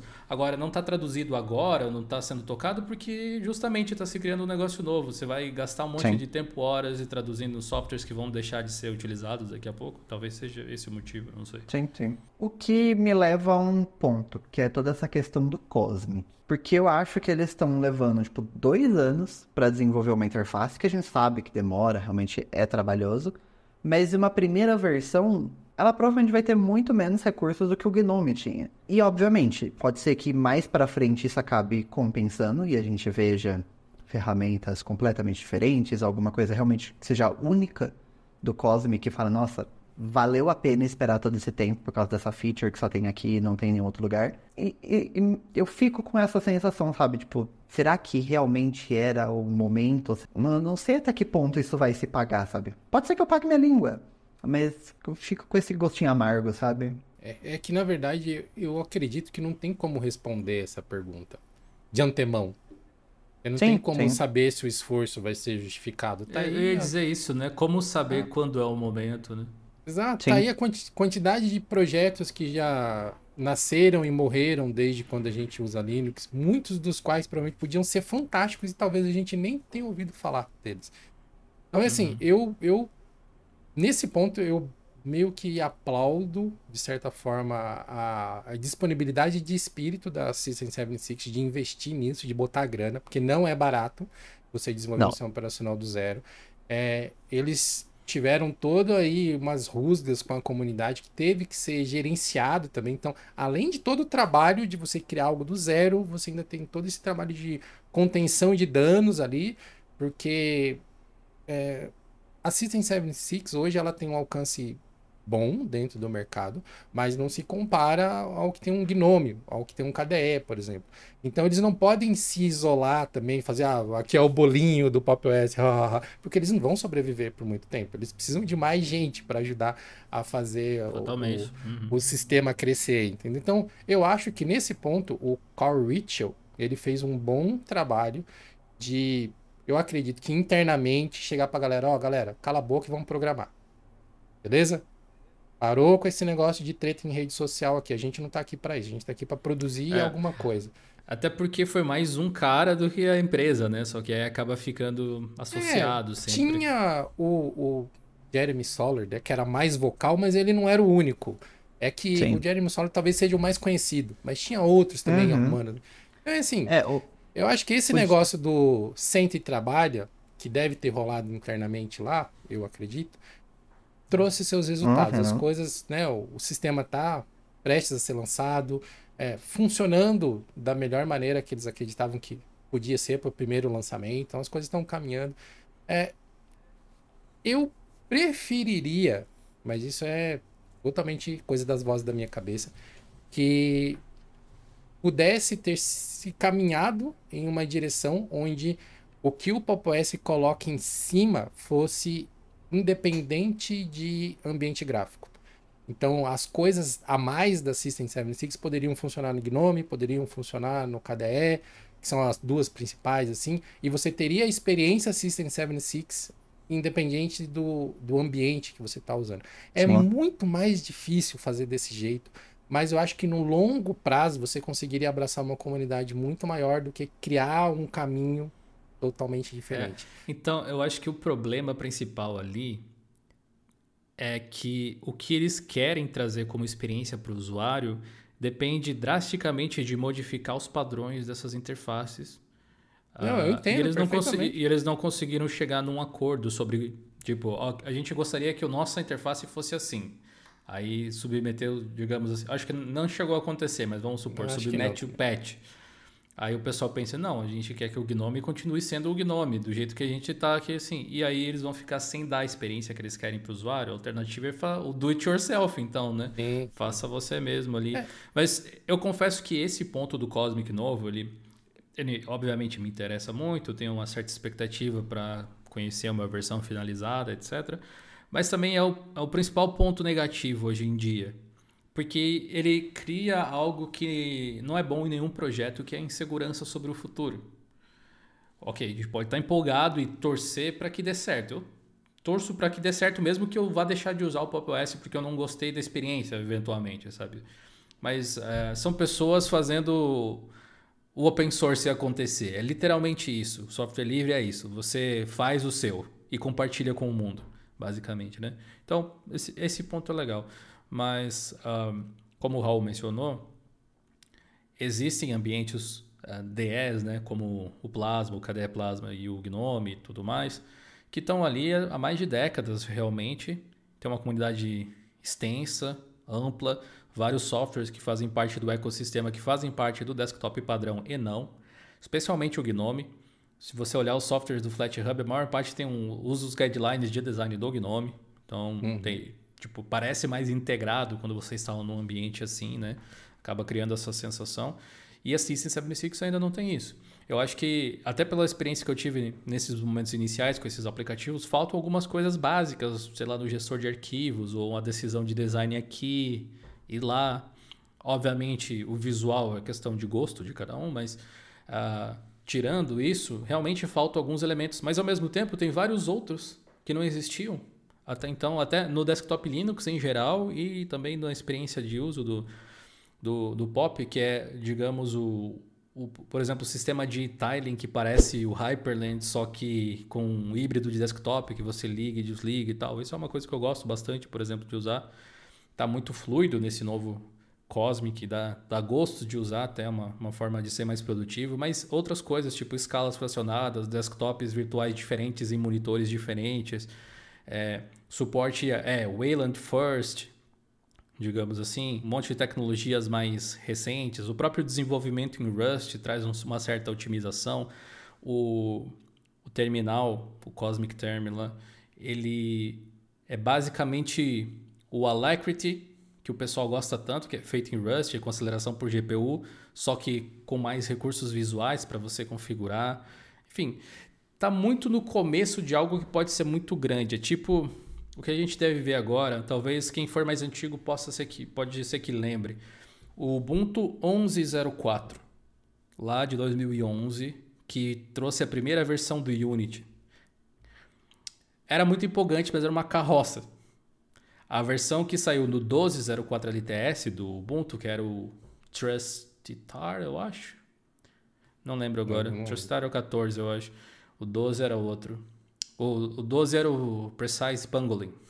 Eu ainda lembro. Foi muito melhor, que era a época que a Canonical tinha entendido. Não, ok. Esse aqui é o flow que a gente quer agora, bora lapidar o negócio aqui e incluir as funcionalidades que faltaram.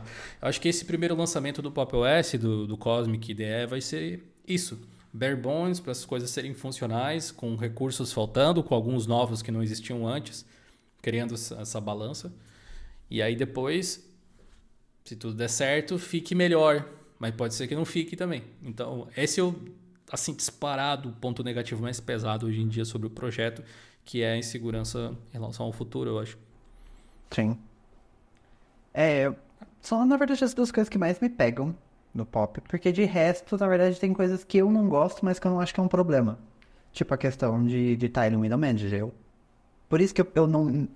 O Pop! OS não me chama tanta atenção e eu acabo gostando muito mais do Fedora. Porque são features que tem ali, mas pra mim, sabe, meio que tanto faz, sabe? Eu não usaria Você não mesmo. é o alvo, né?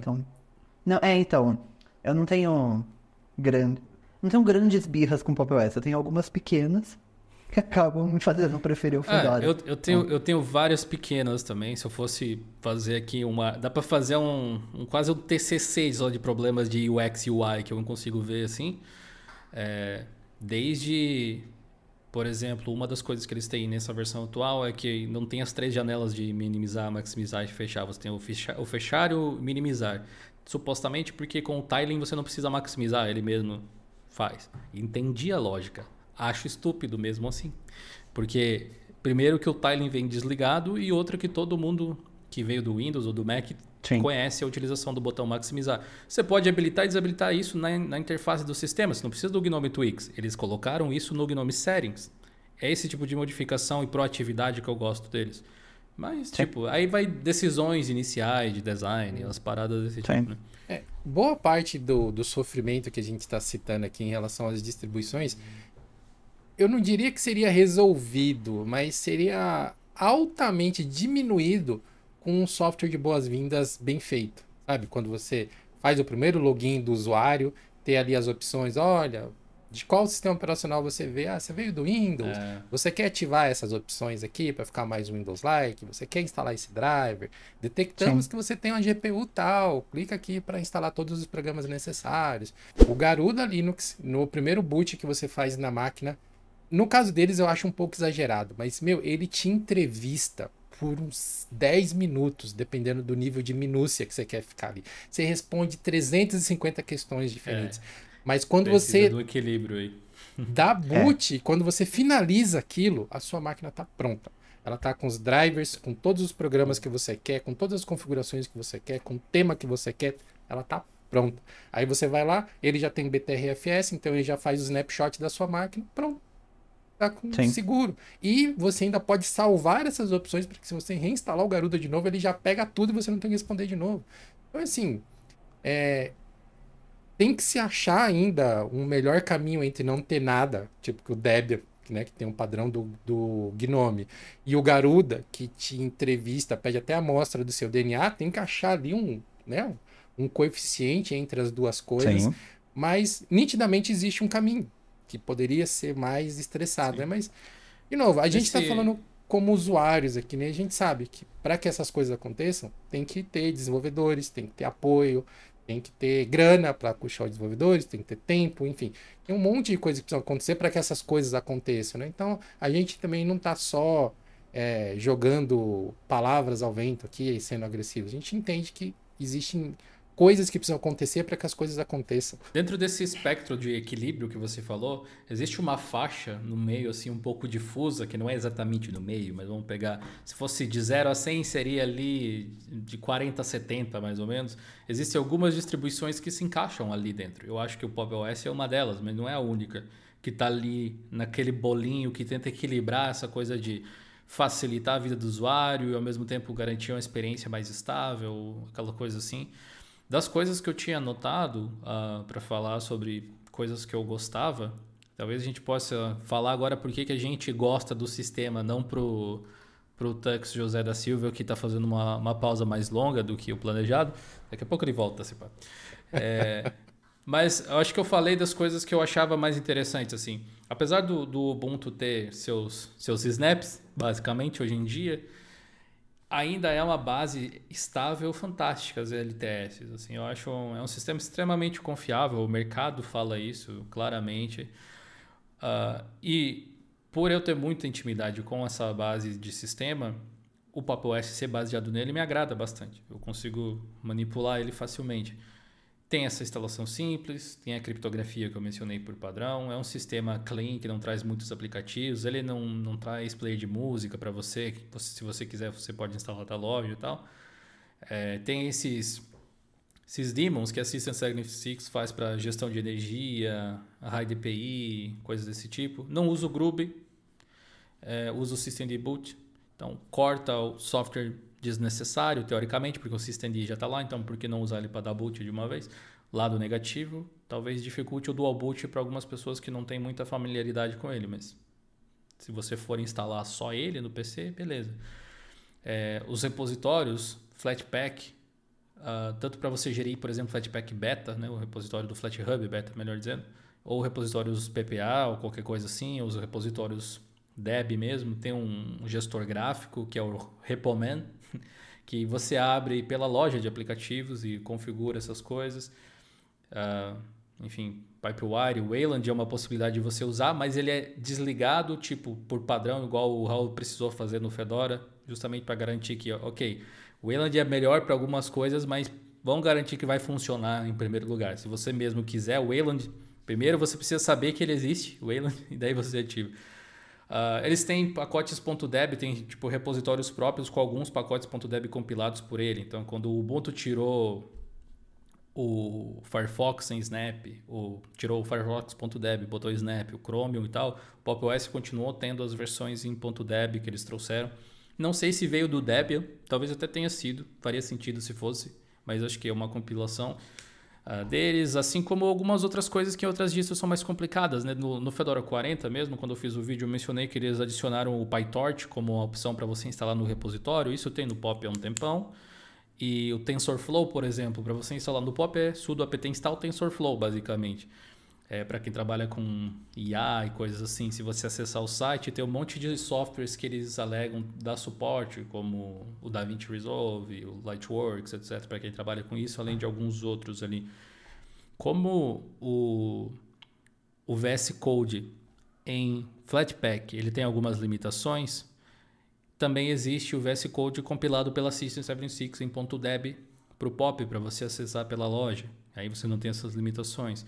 Como eles atualizam o kernel Linux frequentemente, está sempre quase na última versão, Acho que está na 6.8 agora, deve ter saído a 6.9 ou quase isso.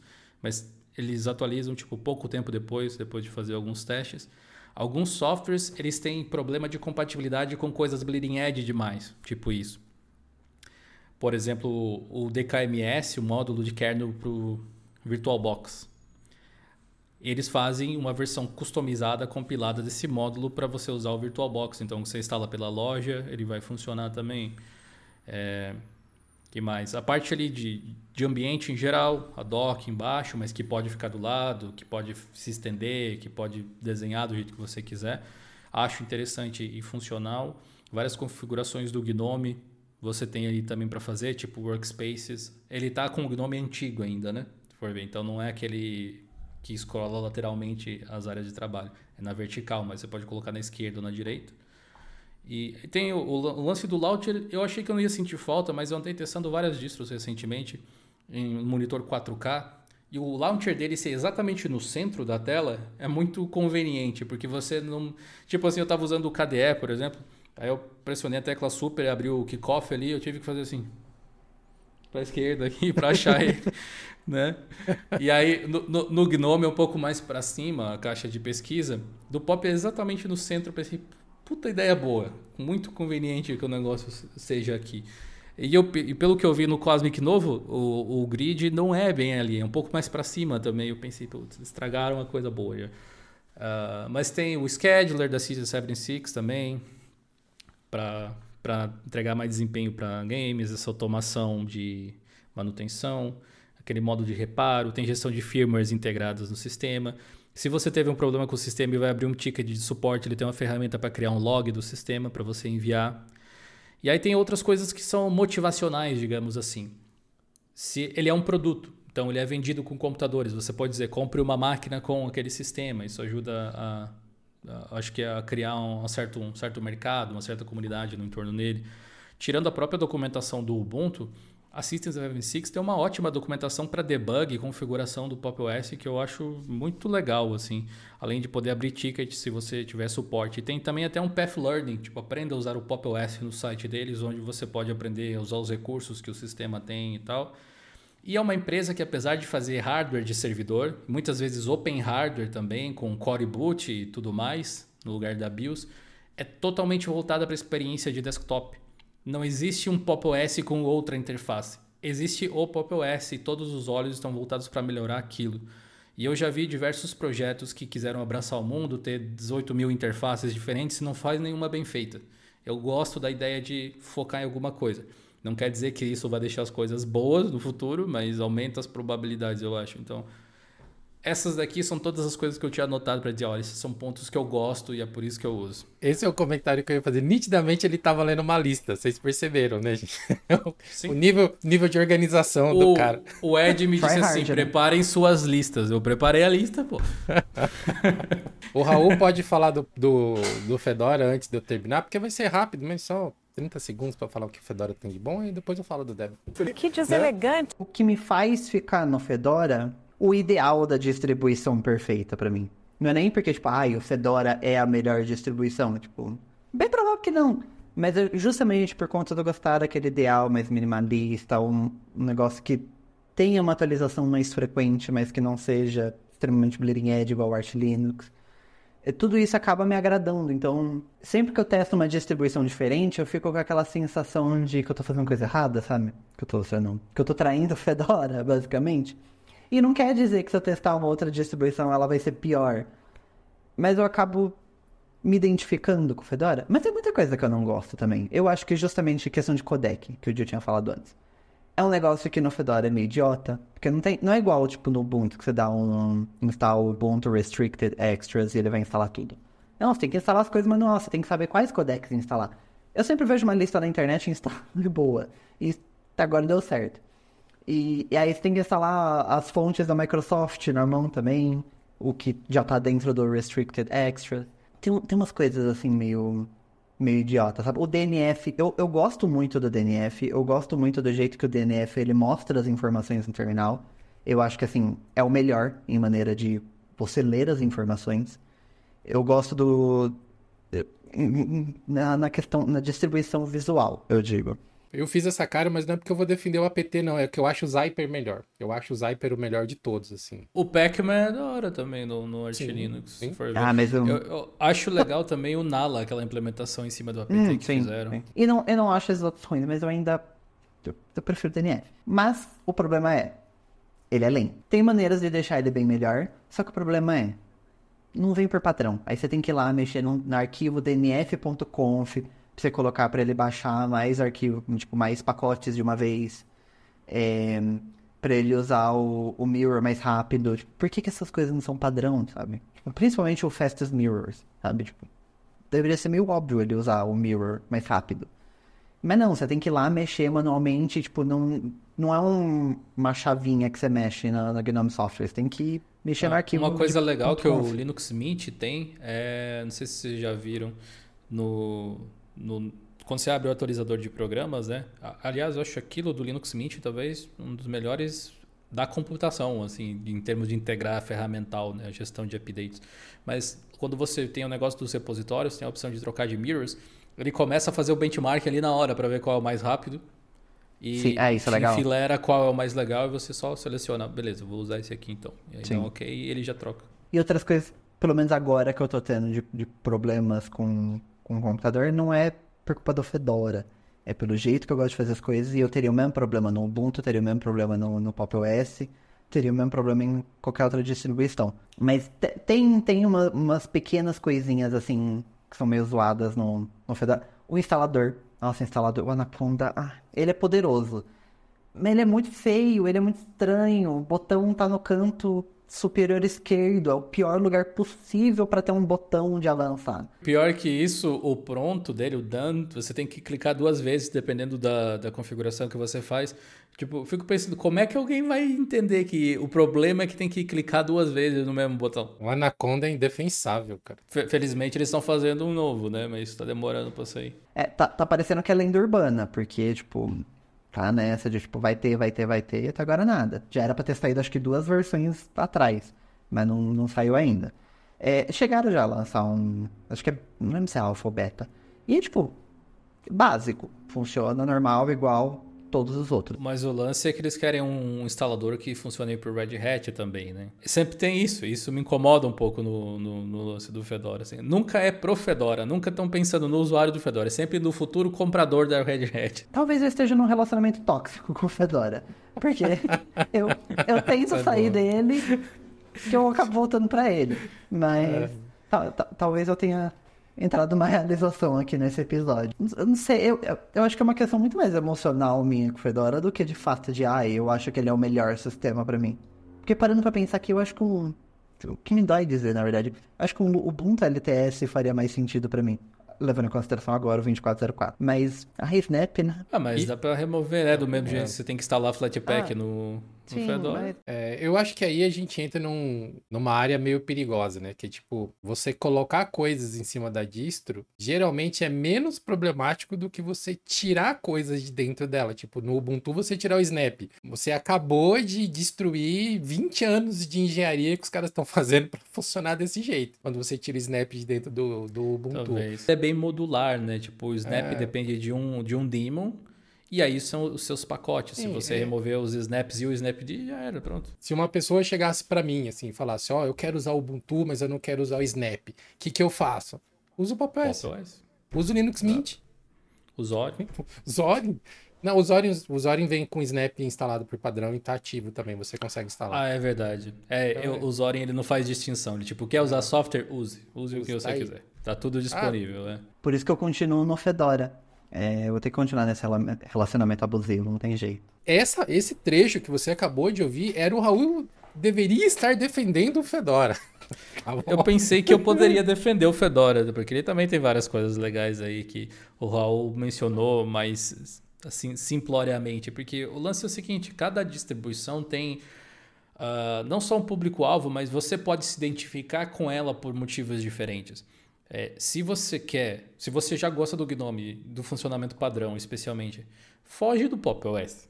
Talvez fuja até do Debian, porque você está usando um GNOME mais antigo do que poderia estar utilizando, como no caso do Fedora. Se você gosta de atualizações frequentes lá, Se não te incomoda a ideia de formatar o PC pelo menos uma vez a cada 6 meses, uma vez por ano, alguma coisa do tipo, é o caminho, entendeu? A se seguir. Se você quer dizer, não, eu quero testar as coisas pro Red Hat Enterprise Linux, manda aqui o negócio pouco testado para mim, que eu sou debug man. Pronto, tá aí mais uma coisa que você pode utilizar. E a própria natureza de ser esse campo de testes, quando eu falo isso, pode parecer meio pejorativo no sentido de ser algo extremamente negativo. Não é que o Fedora é instável, porque ele é um campo de testes. É que as coisas chegam lá primeiro, tipo, o Wayland chegou lá muito tempo antes. E se você pensar, quando que foi o Fedora que lançou a versão com Wayland? Eu acho que a Fedora 30 já tinha, alguma coisa assim. Talvez até antes, 28, se eu não me engano. O que era o Wayland naquela época? Ele já era o padrão no Fedora, ninguém conseguiu usar aquilo lá. Ou seja, o Fedora não estava preocupado na sua experiência de usuário. Estava preocupado em colocar a maior quantidade de pessoas em contato com aquilo para debugar ele. Se você gosta da ideia de fazer parte desse processo, eu acho show. É exatamente isso que você vai fazer. Às vezes você vai estar em contato com o Wayland hoje em dia, depois de anos de debug e tudo mais, muito graças a esse pessoal que usou o Fedora lá atrás, quando ele não funcionava direito, e agora, graças a isso, não só o Fedora, mas outras distros podem utilizar também. E um ponto que vale a pena destacar também é que o Fedora coloca essas coisas na nossa frente, mas por debaixo dos panos, o Fedora, o pessoal da Red Hat, eles estão trabalhando junto com os desenvolvedores para fazer essas paradas funcionar. Então, tem uma quantidade inenarrável de projetos que recebem verbas da Red Hat ou que tem programadores da Red Hat que tomam conta daquilo. Eles têm um pezinho dentro do GNOME, tem um pezinho dentro do kernel, tem um pezinho dentro do KDE. A Red Hat é quase que onipresente ali, junto com a Valve, junto com a Canonical e outras empresas, o pessoal da Endless Foundation. Muito mais do que esses, assim, né? Deu algumas voltas, mas eu acho que agora já cabe eu começar a falar assim, por que eu acho que o Debian é uma distribuição que pode te pegar, se você der uma chance para ela, assim. Muitas das tecnologias, das funcionalidades que a gente está falando do Pop! OS, do Ubuntu, elas são maturadas, elas conseguiram chegar talvez nesse nível de maturidade por conta dessa base sólida de concreto que se chama Debian e pacotes apt. Toda essa forma de construir pacotes que o Debian adotou ao longo dos anos, com as dependências sendo resolvidas, amarradas, o Debian ele não gosta de bibliotecas linkadas, então os pacotes têm que ter as bibliotecas dentro dele para evitar quebra de sistema, evitar falta de compatibilidade e tal. Eles têm todo um jeito Debian de ser que faz todo sentido para quem quer apenas sentar e trabalhar, sentar e usar o computador. Ele vai ser chato, ele vai ser moroso, às vezes ele vai ser lento para te entregar, né, algumas coisas mais bonitinhas para os seus olhos, mais eye-candy. Por exemplo, eu estou usando nesse momento o Debian 12 estável aqui com o GNOME 43.9, se eu não me engano. E nem adianta eu instalar o Debian Seed, porque lá vai estar o 44, não vai estar o 46, entendeu? Então, assim, mesmo o Debian novo, o Bleeding Edge do Debian, ainda é gerações atrás dos outros sistemas operacionais. Então, eu acho que meio que quem acaba gostando de usar o Debian e se adaptando são pessoas que não necessariamente se preocupam em ter a última funcionalidade possível disponível. Você se preocupa mais com as funcionalidades que você realmente usa. Eu até estava conversando com o Raul recentemente, que ele formatou a máquina dele.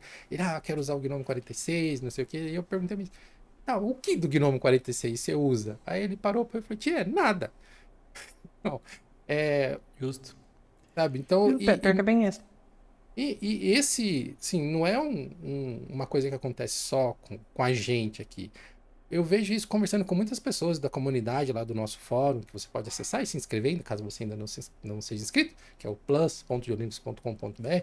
Tem muita gente que eles querem estar na última versão possível e eles não fazem nem ideia do porquê. Eu quero ter o último Mesa, porque no último Mesa roda aquele jogo AAA com DLSS e aceleração por IA, não sei o que. Legal, você tem uma 4090 para poder usar isso? Não, eu tenho aqui um gráfico integrado aqui da Intel. Então, meu filho, que diferença faz? É tipo a mesma lógica de você querer estar sempre com o último carro que lançou, por exemplo. Eu gosto da ideia de estar no último GNOME para, tipo, Eu sei que eu estou na última atualização. Preciso? Não. Mas aí, Raul, o ponto que eu queria ilustrar sobre isso, assim, é que existe um modus operandi na galera de software livre, assim, na galera que se interessa por sistemas operacionais mais profundamente, que é meio que querer estar por estar, não porque precisa. Não porque aquilo faz diferença. Vamos dar uns exemplos. Assim, vai. O Gnome 46, por exemplo, agora ele tem lá um variável refresh rate, o VRR ativo por padrão, se não me engano. Ou ele vem desativado e você pode ativar. Para um certo nicho de pessoas, sei lá, alguém que é gamer e que usa a máquina para gravar, sei lá, gameplays, faz toda a diferença.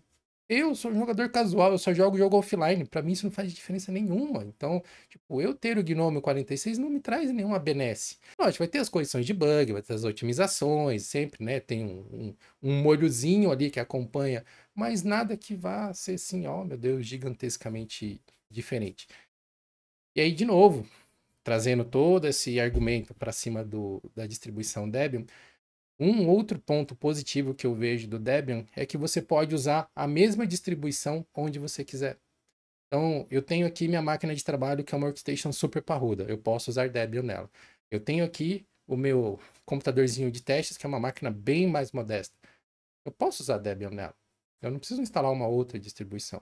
Eu tenho um tablet que está parado ali atrás, que é um tablet que usa processadores Atom, e eu consegui instalar um Debian nele.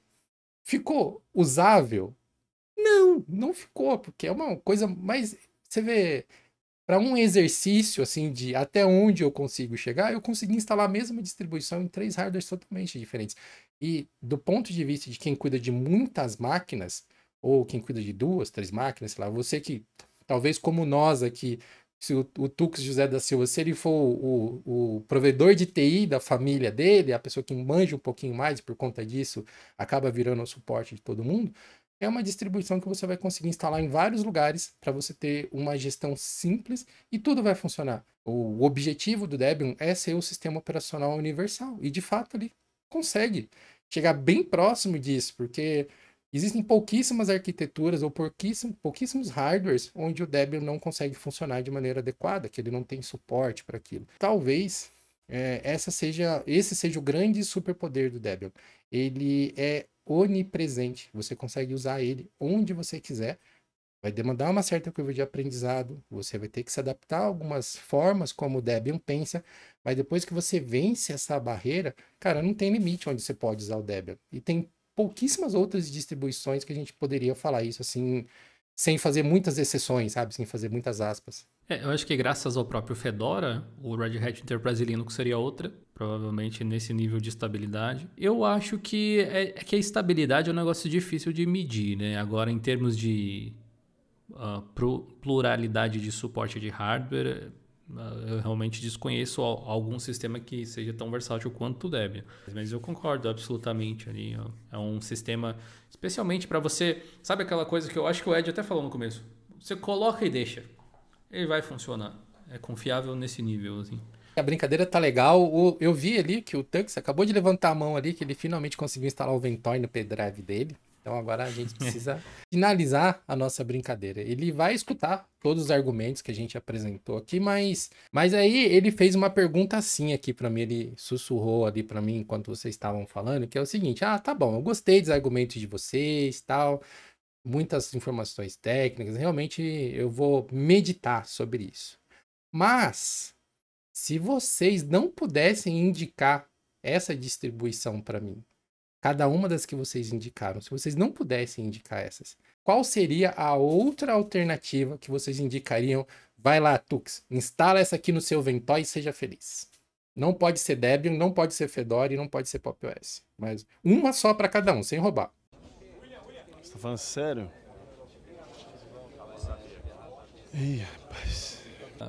Tá bom, eu diria para instalar o Linux Mint, então. Até pouco tempo atrás eu acho que eu diria Linux Mint também, mas eu acho que o Zorin tem se provado, sabe, uma ótima opção para iniciantes. Que é o caso ali, né? O cara não tem conhecimento nenhum de Linux, especificamente. Então eu acho que o Zorin, ele é amigável para iniciante Eu acho que ele visualmente é apelativo, diferente de um Linux Mint, que às vezes a pessoa pode falar, nossa, mas eu vou colocar esse sistema. Que a gente sabe que é muito bom, a gente sabe que é muito poderoso, mas ele tem aquela carinha de velho, sabe? E tem Não, gente não, que. não. Eu acho que eu sei o que pode causar isso, que são os ícones dos aplicativos. Os ícones das pastas, não. Os ícones das pastas foram bem atualizados até. Mas aqueles ícones que não respeitam o design original do desenvolvedor, é uma coisa que me desagrada há anos e continua lá. Acho que é isso que talvez envelheça ele um pouco. Mas o restante foi muito lapidado, sabe? Eu acho que além dos ícones, eu acho que o design das janelas, eu acho que tem uma carinha meio ultrapassada pra mim. Eu ainda sinto aquela vibe Gnome 2. E faz sentido, porque foi onde o projeto começou. Ele começou mais ou menos ali, ó, falar, tá, não queremos esse negócio que o Gnome tá fazendo no Gnome 3, vamos seguir o nosso caminho achando como a gente tem que fazer aqui. Quando lançou o Gnome 3, eles lançaram um negócio chamado GSME, se eu não me engano, que era Gnome Shell Mint Extensions, alguma coisa assim. É uma versão rara, a gente tem que fazer um vídeo, um dia que a gente fizer uma live, talvez alguma coisa assim, testar essa versão exótica do Linux Mint, porque ela era o Gnome Shell, mas ela tinha um painel em cima e embaixo, mas a barra de baixo era como era o Cinnamon hoje em dia, e em cima era a barra do Gnome, era um negócio muito louco. É o famoso Franken Gnome, né? Longe de mim falar mal da Linux Mint, eu acho que realmente é uma distro muito boa. Mas eu acho que é igual aquele negócio de comer com o olho, sabe? Quando você vê aquela comida, tipo, você acha ela bonita antes de você de fato comer ela. Eu acho que é muito disso, sabe? Eu acho que o Zorion OS, ele tem um temperinho ali acima. Nisso eu realmente sabe? concordo. Agora faltou eu falar da distribuição que eu ia sugerir. Se eu não pudesse sugerir o Debian, eu vou concordar com o Raul. Eu sugeriria também o Zorion OS. E se não pudesse sugerir os Orion OS? Ganhei. E aí? Tirando o Debian, o Zorion OS, o Fedora, a outra distribuição que eu me sentiria confortável em sugerir para uma situação como essa exige aprendizado, e seria o OpenSUSE Tumbleweed, que é uma Não, distro Ubuntu extremamente estável. Eu jamais indicaria o Ubuntu. Você é louco? Assim, é que eu acho que o Tumbleweed, só finalizando esse pensamento para o pessoal não ficar sem resposta, o Tumbleweed é uma distribuição que exige muito aprendizado, YAST e tal, ele é meio complicado. Talvez. Botaria o Ubuntu na frente ainda. Não, eu não vou recomendar o Ubuntu. Eu recomendaria o Big Linux. Ok, melhor já do que o Tumbleweed Sim. de hoje. O Big Linux, ele é uma distribuição brasileira, para quem não conhece, ele é baseado no Manjaro. O ambiente padrão dele é um KDE extremamente customizado, mas eles estão com os outros projetos da comunidade também, que tem, acho que XFCE, tem Gnome, tem alguns outros. O Gnome eu sei que já foi oficialmente lançado, as outras eu não sei se já foram lançadas. Mas uma parada que eu acho legal do Big Linux e que eu acho que encaixaria perfeitamente aí para o nosso amigo Tuck José da Silva é que o Big Linux ele já pensa em resolver problemas do usuário brasileiro. Então ele já vai vir com um negócio de imposto de renda, fácil de instalar, uns negocinhos de Java, fácil de instalar, uns negocinhos de certificados que são usados às vezes por empresa aqui no Brasil, que já tem ali meio que uma tractana que eles fizeram para funcionar. Fora, né, a Big Software, umas otimizações para jogos, já que o Tux gosta de jogar também. Então, sim, se eu não puder sugerir nem o Debian e nem o Zorion S para o Tux, eu acho que o Big Linux seria uma boa opção. O Regatta eu já testei menos do que o Big Linux. Então, o Big Linux eu cheguei a usar na minha máquina por algum tempo. Então, eu acho que vai de Big, o Tux. Vai ser feliz. Até em relação ao Regatta com o Big em particular, eu não sei se essa seria até a melhor palavra para usar, mas eu tenho uma sensação de que o ambiente desktop do Regatta é um pouco mais são. É mais tranquilo, mais chill, assim, tem menos coisas rolando. Ele é mais padrãozão. Eu já usei o Windows, é aquela coisa, não vai ter muita modificação. O Plasma mesmo é todo travado para você não ficar modificando as coisas sem querer, que é uma coisa que eu acho interessante até, na real. Enfim, eu tinha esquecido até das opções brasileiras, mas são boas opções também. Duas opções aí que você tem. Aí, de novo, é questão de gosto. Quem tá ouvindo, você pode gostar disso ou não. Eu, particularmente, eu prefiro um sistema um ambiente mais pelado, com menos coisas para que eu coloque em cima o que eu quero. O Big Linux, ele é altamente customizado. tema, papel de parede, tudo. Ele tem a cara do Big Linux. Eles construíram uma experiência Big Linux. E algumas coisas ali eu não gosto tanto. Não quer dizer que é ruim ou qualquer coisa desse jeito. É só questão de gosto mesmo. Eu prefiro uma experiência mais próxima do GNOME padrão, do Plasma padrão, com menos coisas. E eu mudo um pontinho ou outro ali, só que eu acho que precisa de complementação. Mas, por exemplo, o que me afasta, por assim dizer, do Big Linux é mais ou menos a mesma coisa que me afasta do Manjaro. O Manjaro que é altamente customizado. Sei lá, o Garuda, que é altamente customizado. São todas distros boas, que têm seus pontos positivos e negativos. Mas essa customização que ele já te entrega logo de cara, para criar essa cara do projeto, é uma coisa que eu prefiro não ter. Então é mais ou menos por aí porque que eu prefiro usar Debian. Por exemplo, é a distro mais pelada do mundo, assim, sabe?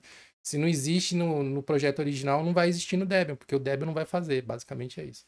Pois é, meus amigos, olha só, hein? Rendeu essa conversa, hein? Nem eu esperava que a gente fosse ir tão longe aqui na gravação desse episódio, mas eu acho que a gente conseguiu encher a cabeça do nosso amigo Tux José da Silva aqui de minhocas. Agora ele vai ter 6 distribuições no mínimo para testar e ver qual que ele pode se adaptar melhor ali, qual que vai atender o seu fluxo de trabalho. 6 meses depois ele tá postando lá no subreddit já a UseArt, by the way. Espero que vocês tenham escutado esse geocache aqui, tenham, né, pego esse espírito de brincadeira.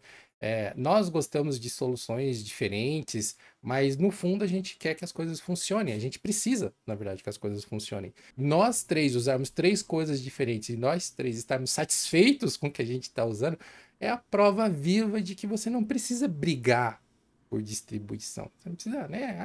O meu é melhor que o seu. Não precisa. Tirando Apesar de que o Raul ficou meio balançado, pelo que eu senti. Eu tô aqui, inclusive, refletindo. Será que o Ubuntu não era a melhor opção pra mim? O Ed vai bater em mim, porque aparentemente ele tem um negócio pessoal com o Ubuntu, né? Tipo, talvez tenha ficado essa impressão, mas pra mim não faz sentido usar o Ubuntu pelo mesmo motivo que não faz sentido eu usar o Pop, por exemplo. Porque eu uso o Debian, né? Eu vou lá atrás, eu uso... sim. Existem um range grande de coisas extras que as distribuições põem em cima do Debian, para que ela vire o Ubuntu, para que ela vire o Pop, para que ela vire o Linux Mint. Mas a maioria dessas coisas eu consigo pôr no Debian, se eu quiser. Sim. Eu não quero. Eu não preciso dessas coisas pro meu fluxo de trabalho. Então eu fico de boa com o Debian, porque, sei lá, uma coisa que eu tentei usar, por exemplo, que é um core ali da experiência do Pop OS, é o Launcher.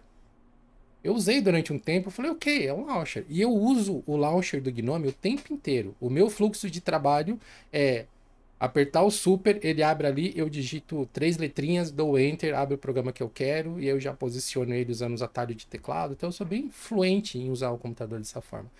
E aí eu falei, o Launcher tem mais funções, não sei o quê.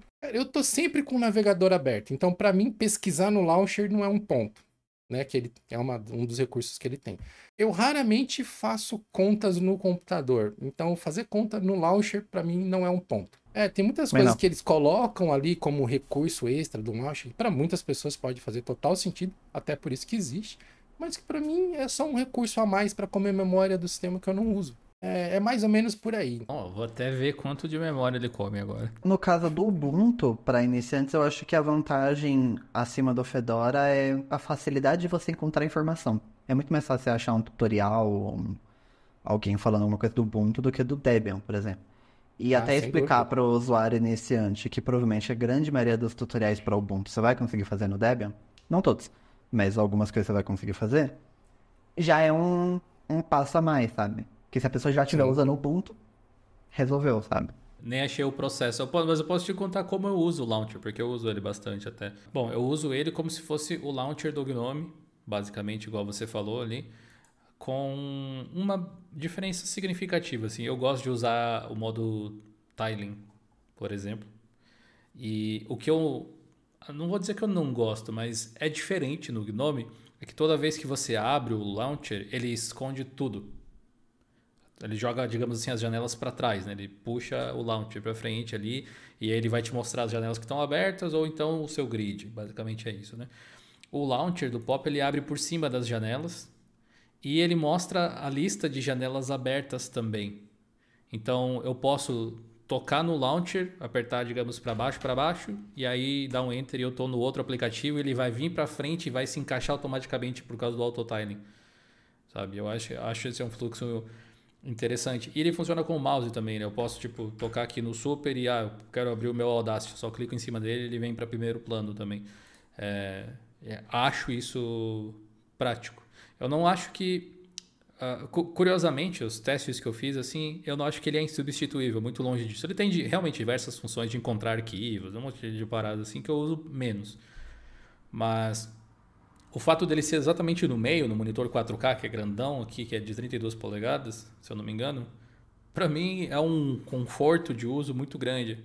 Quando eu estava utilizando o Fedora essa semana que eu tinha que olhar para cima, ou o KDE que eu tinha que olhar para o lado, assim, tudo bem que o Keyrunner você consegue centralizar ele também, mas ele é menor, menos notável do que o launcher do Pop! OS aqui, eu achei.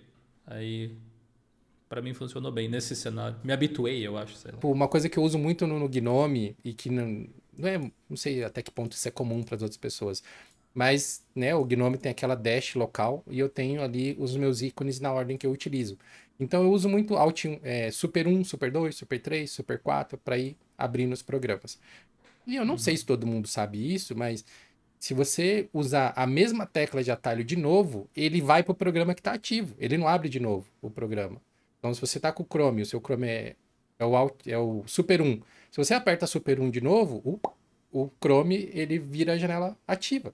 Pelo menos aqui ele se comporta dessa forma. Então, assim, é muito prático. Eu não preciso ir para o launcher para trocar de uma janela para outra, sabe? Eu não preciso nem mexer o mouse, eu só uso um atalho, assim. Eu acho que isso funciona também aqui, deixa eu ver. Se você pressionar, ele também puxa aqui os botões de acordo com o que está na dock. Às vezes eu tô trabalhando, eu nem uso o mouse direito. E olha que eu trabalho com design basicamente o dia inteiro. Então, tirando quando eu tô executando o design, quando eu tô fazendo outras coisas, texto, essa parada assim, eu uso muito a navegabilidade e o poder de você interagir com o sistema com o teclado. Lógico, provavelmente seja possível fazer isso em outras interfaces, mas eu tô mais habituado com a forma como o Gnome funciona. Hábito acima de tudo. Eu já tenho uma memória muscular assim enorme com o Gnome. Então, quando eu usei o KDE lá atrás, o KDE 6, para fazer aquele episódio do Geocache e tal, que eu tive que pesquisar, e o vídeo pro Labs também, nossa, como que essa memória muscular me atrapalhou?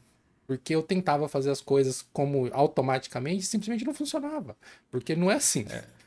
Isso é ótimo da gente sempre lembrar quando as pessoas estão tentando migrar do Windows ou do Mac para o Linux.